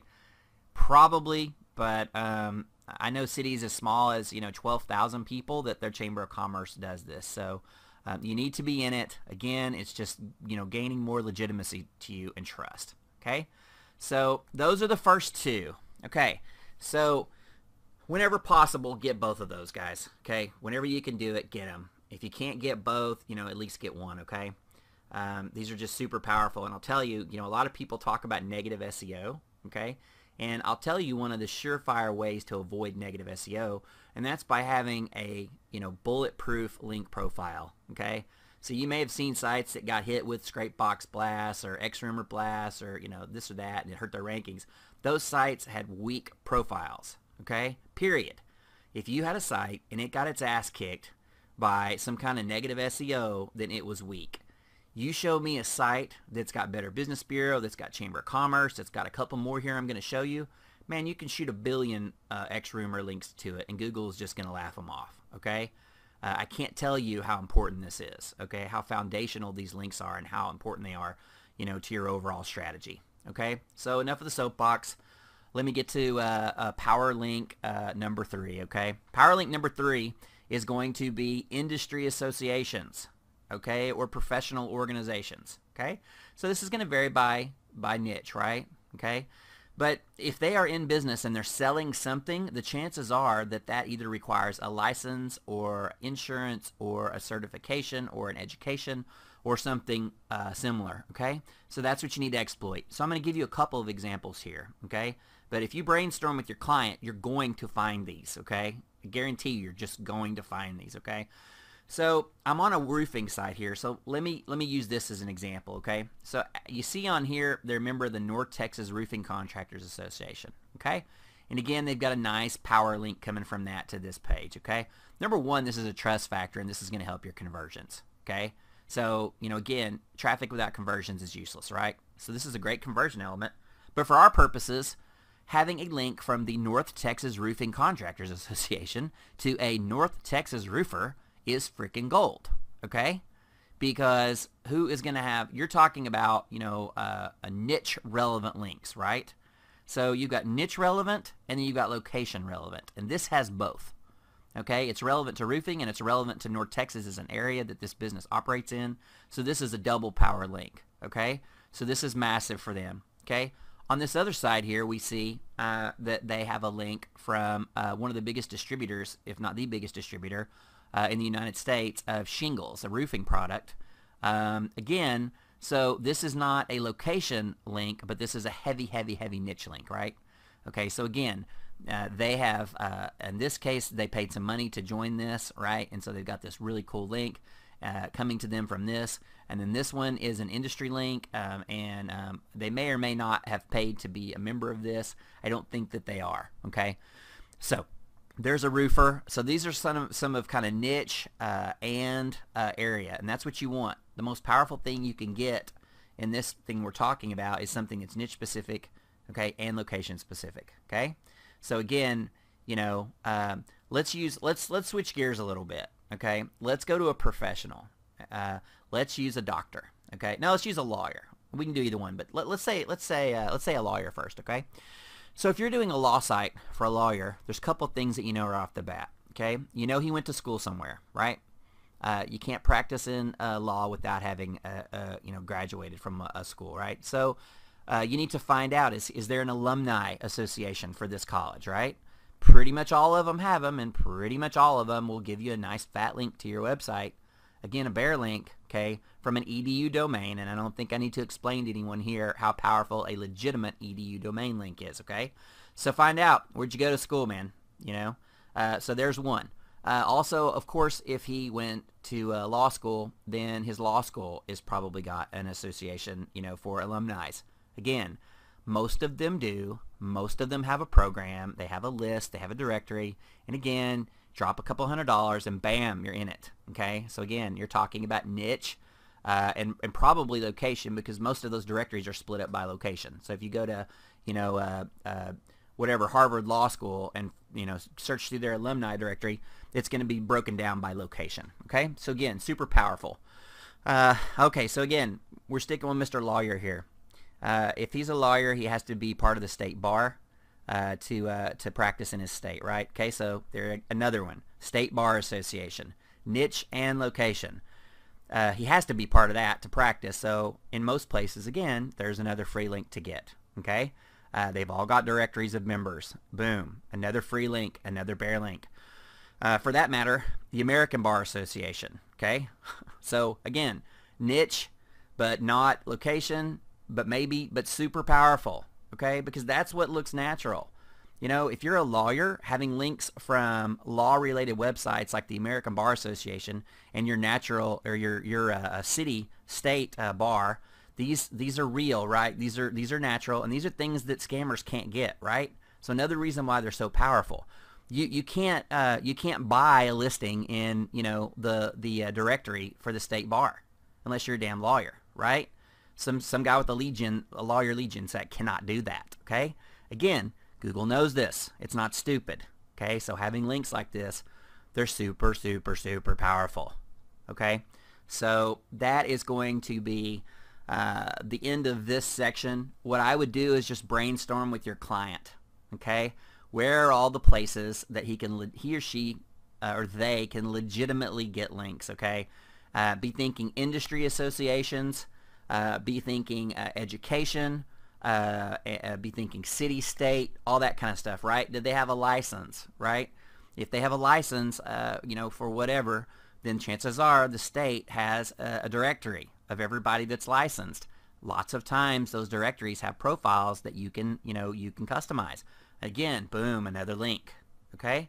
So, you know, you can pay a lot of money for buying links and renting links. I'll tell you, if you're a lawyer, having a link to your website from the American Bar Association, from your local bar, from your law school, those are going to beat the crap out of, some PR blank, whatever the hell you're buying link. Okay? You just can't beat that. It's just too powerful. Okay? So that's going to end this portion of our guide. I hope that you've enjoyed some things so far, and I hope that you've learned some things. I know a lot of this is stuff that you're going to have to do additional thinking on, okay? But this is something that you can brainstorm. It's something you can brainstorm with your clients, with your fellow SEOs, and also during competitor research, you're going to find this stuff. When you start doing competition and competitor research in these niches, you're going to start seeing these things, okay? You're going to start noticing a trend. What you're going to notice is the sites that are ranking have these links that I'm telling you about right now, okay? So that's it for this section. I will see you next time. Thanks for listening.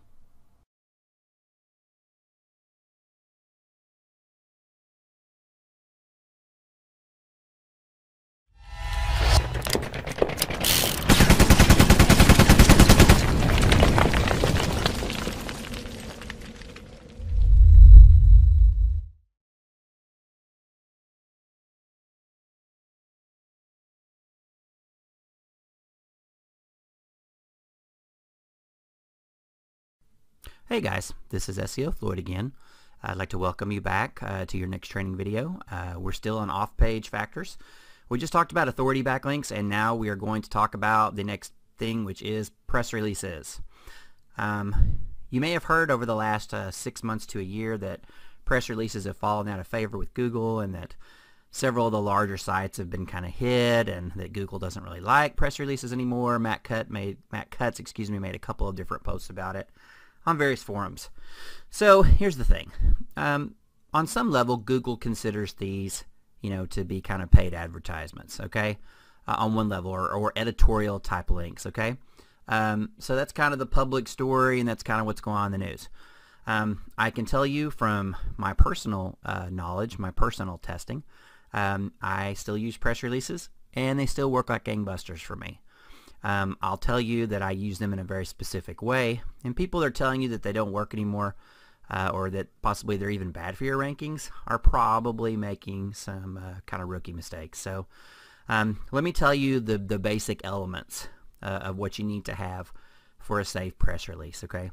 So the basic elements that you need to have are this. Number one, the links that you put inside of your press release, those are going to be no-follow links, okay? So just forget about the follow, no follow debate. Just trust me on this one. Make them no follow links. Okay, that's number one. Number two, your links inside of your press release are going to be brand links. Okay, again, we're establishing authority here. We're establishing trust. Okay, and so the links that are inside of the press release and in the resource box are going to be either bare links or they're going to be brand links. Okay.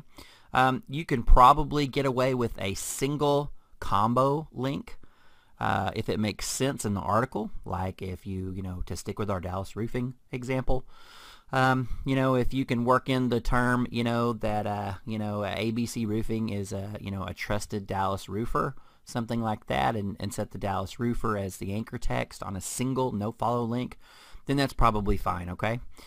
Don't get too upset about it one way or the other, okay? But majority of your links need to be brand, and they need to be no follow. Okay, all of them need to be no follow. So there's lots of good templates out there for writing press releases. You can Google it. If you need a basic one. Another key to this really is do a real press release. Right? We're not doing press releases just to get backlinks or just to establish this authority. Right? You're going to pay for this, and it's going to be there forever on lots of sites. So do it about something that's newsworthy. Right? So if you're having trouble with this, here's some things. We have a new website that's press release worthy. We have, a new member of our team, right? A new member of management, or a new member of the executive team, right? That's newsworthy. We've moved locations. We've added products or services, okay? There's always something. One thing that I like to do for my clients that really works out really well is I like to use a press release to talk about a new client that they've gotten. And that works really cool because the clients like it as well. So, you know, your press releases, you know, ABC Roofing, you know, is, happy to announce that, you know, they will be putting on the new roof for, you know, XYZ mortgage, right, or whatever, okay?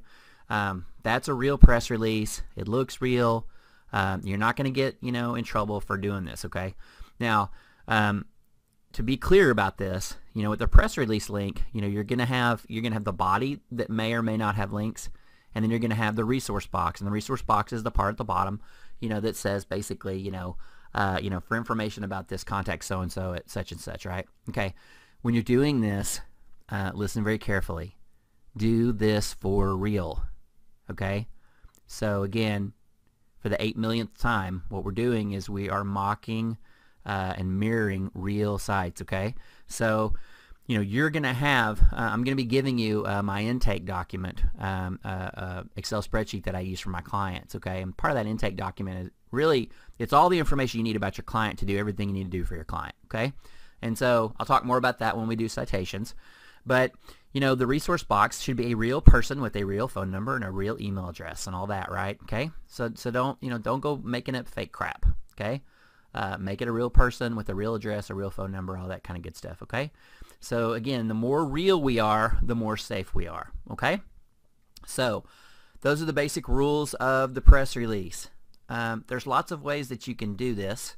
One way is to write it yourself and submit it yourself, and there's a number of good places to do that.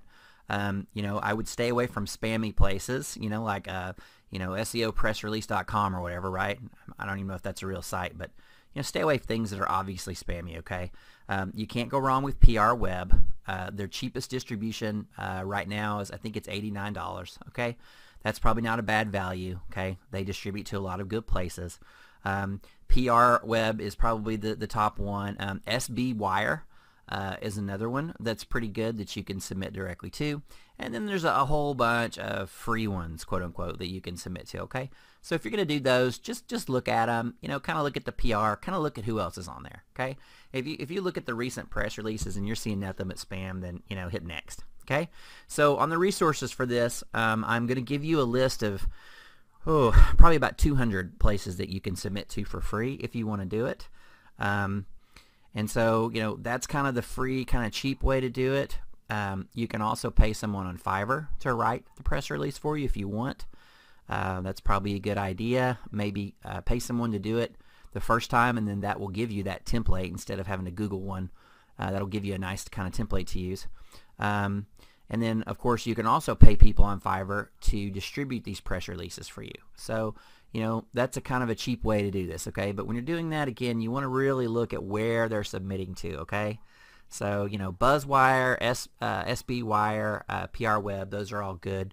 And, you know, the ultimate goal of this, obviously, is to get into Google News, right? That's what we want. You know, we want to get in Google News. We want to get picked up by a bunch of places. And these backlinks can be really, really, really cool foundational links for us, okay? And again, what are we doing? You know, it's natural for a real company to do a real press release, okay? So those are the basics. Now, I'll go into how I do them personally, and as many times as possible, or as much as possible, I'm going to give you, you know, kind of a couple of options whenever I can to kind of do things maybe for free or cheap, and then maybe kind of do them maybe a little more premium way, or, you know, or my way. When I do press releases, I use one particular service, okay? And it's a person that I found through an online resource, and he just does a really good job. His press release, I think it's $80 right now is what it costs, and I would compare it in power to the $300 or $400 PR Web press release, okay? And that's my personal opinion, and I have done a little bit of research on it, so I'd say it's fairly accurate, but, you know, it's for sure way better than their cheap one, okay? So I'm going to show you a report. So in the resources, I'm going to give this person to you, okay? And he's got an order page, and you go there and, you know, you fill out, you know, some information and, you know, buy it through PayPal. He's going to write the press release for you, and then he's going to send it back to you to approve. Here's a little tidbit that you need to know on this. His writers are not fantastic, okay? They're not great. So when you get the article back, for sure, no matter what, you're going to want to read it and edit it, okay? So do that, and then you're going to send it back to him, the final copy, and he's going to submit it for you. This process takes about 2 weeks normally, okay, to do. And when you're done, you're going to get back a handy-dandy report, and that report is going to look something like this, okay? It's going to say press release distribution report, and it's going to have the client, okay? And he's going to show you, like, for instance, this shows you where this came up in Google News. So it did get Google News. It's going to show you some of the places that it was submitted. But what I really like about this is, as you keep going down, you're going to get one of these for every report, okay? He's got all the places that it's at, okay? And so here, is all the places that your press release is live, okay, as of the time of submission, okay? So you see how many of these there are? There's like 200 and something or 300 and something, okay? These make fantastic tier 1 links, okay? So we're using them as foundational links and as real links, but also when all is said and done and these links are out there, after a month or two, you're going to see some of these are going to stick on some of these sites that are reasonably powerful. And so you can then use them as tier 1 properties to start building links to with Web 2.0 properties, or various tools that we're going to teach here, okay? So there's multiple purposes, multiple uses for each one of these, okay? So overall, again, press releases, the key thing to remember here is that you want to no-follow the links. You want to not use money keywords as anchor text. You want to use brand. You want to make sure that your resource box is real. You want to make sure that your press release is real and it has real information in it.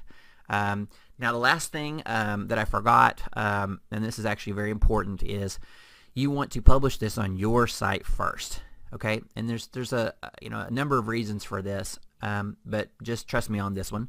So the first step in this, you're going to go ahead and do everything, and let's say you use my guy, okay, and he sends you the press release back, and you edit it and you like it, okay, then you can go ahead and make a post on your site. You can put it on the blog or on the news or whatever, okay. And then go ahead and get that indexed. Go ahead and do the Google bot that I showed you in earlier training, or use one of the other indexing methods that I'm going to show you later in the course. And go ahead and let Google find that on your site first. Okay, then do your press release distribution. Okay, that's going to clear up any issues that anyone may be thinking about duplicate content or things like that. Okay, so that is it in a nutshell. So again, press release is safe if done properly, and that's another thing that you're going to see throughout this course, that when you do things, that there's a lot of tools and a lot of processes that people are calling bad, and the reality is that they're just not using them properly. Okay, so that's it for this session. Thank you for listening, and I'll see you next time.